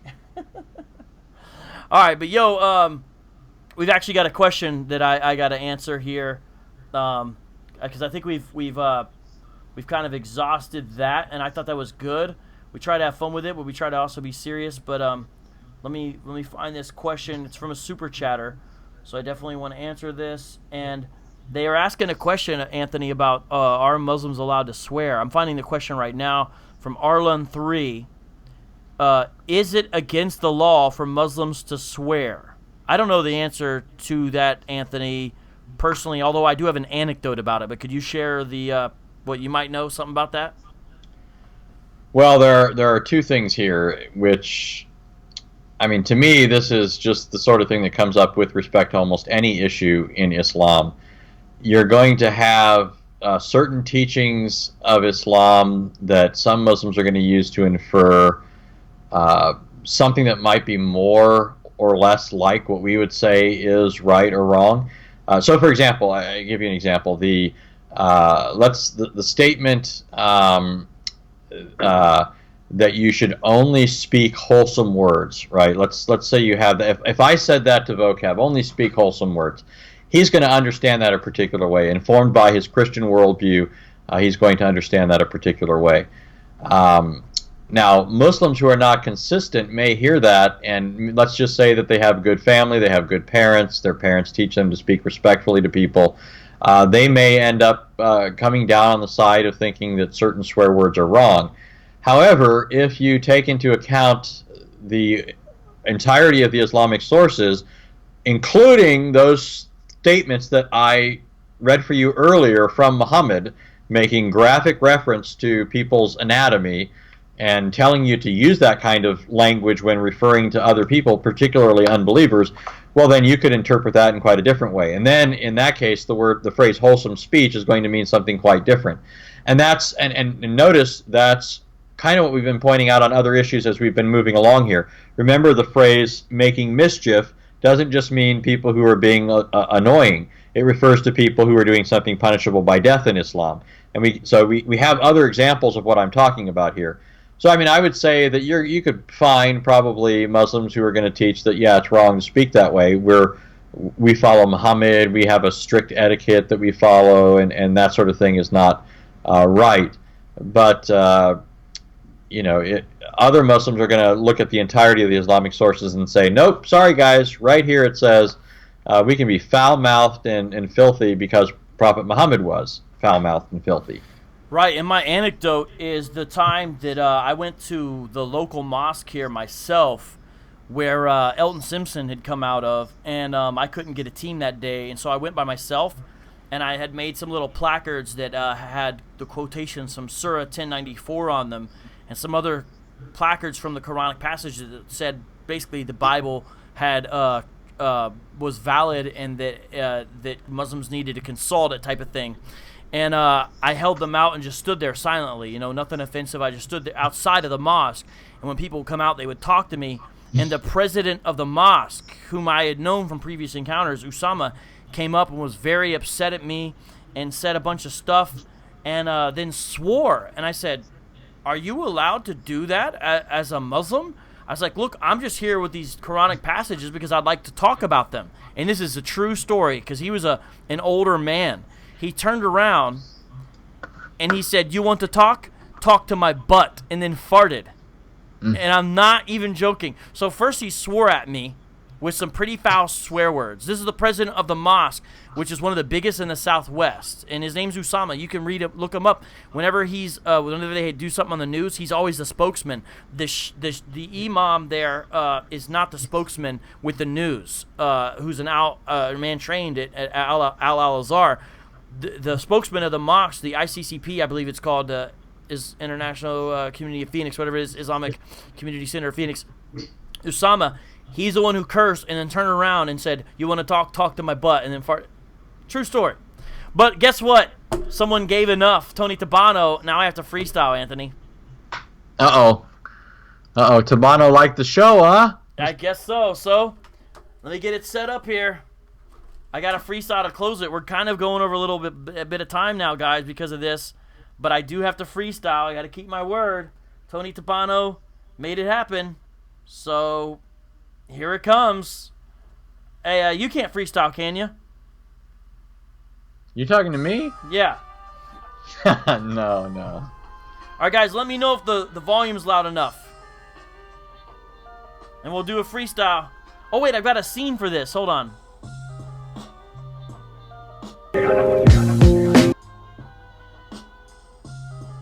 Hold on. I gotta get it on me, not you. Anthony, can you kill your video feed for a second? So maybe it'll default on me.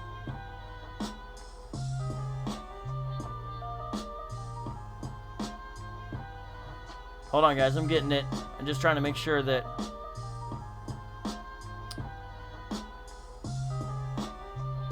Hold on, guys. I'm going to get it.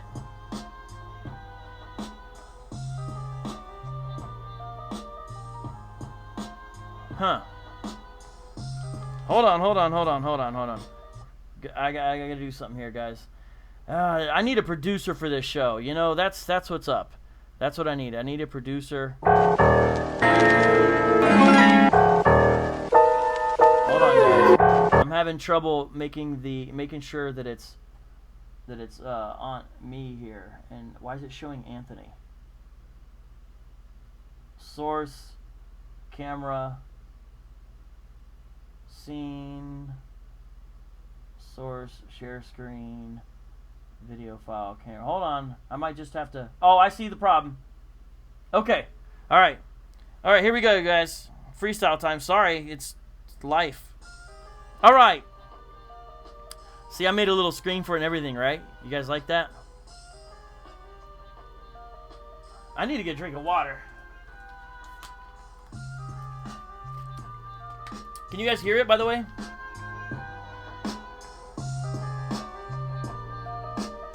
Yo. Yes, y'all. Yes, y'all. Here we. Yes, y'all. Ha. All right. Jump on the mic. Vocab Reps Ohio. Shout out to Paisan named Tony Tabano. He's a guy that I know. Check it out now. He's Siciliano, Italiano, maybe Calabrese. I don't really know. I don't rock dungarees. Us three dudes, reformed Sicilians. Hey, give me super chat. Give me like 1 million. I'm just kidding. I'm killing the beat. It's like an infidel up in the street that I meet with the knife. I grab this mic. I spit it to the left and the right. All right. Here we go with Anthony. He's called Mr. Rogers. He's a friend of me. He's Mr. Rogers. He's so friendly in the neighborhood. So it's all good. He got a new job, and that's all good. He no longer has to rob kids in the hood like he used to do when he was a thug. What's up, AR? My man don't bug. Okay, yes, y'all. I cut it like a rug, like DJ. Don't bug, I'm chillin', I'm illin'. Muhammad's like a villain. I represent the microphone, my name's not Maximilian.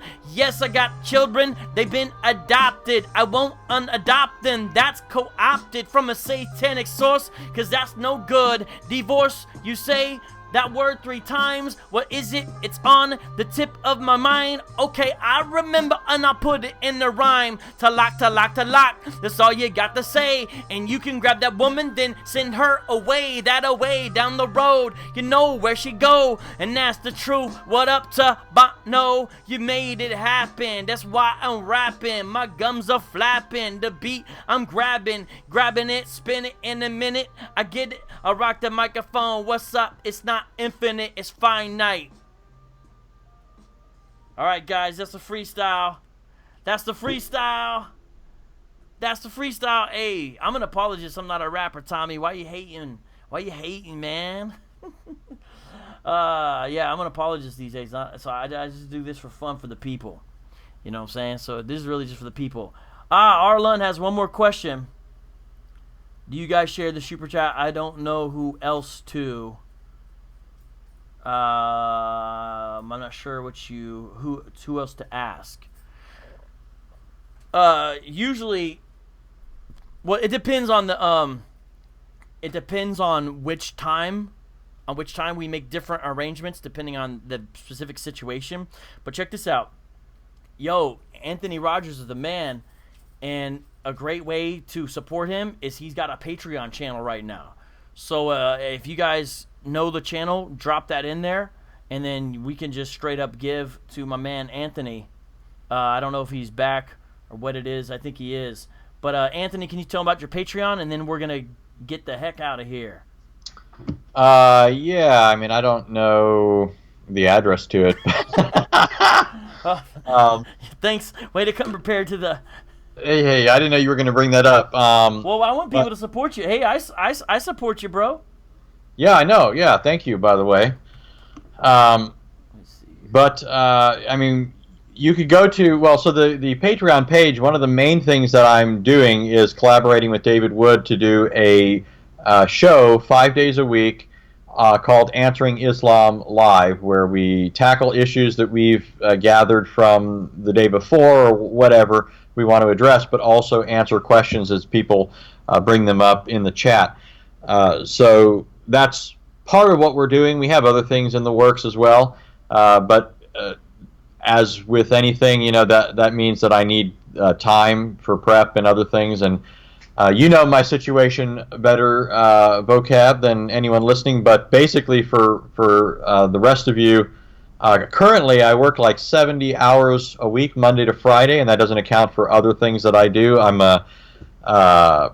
incapable of saying no to anything that comes along. So, for example, I work 70 hours a week, and Vocab asked me to do this, and I should have said no, but I can't say no because I want to do everything I can. Christ is worthy, and so I just push myself to do more.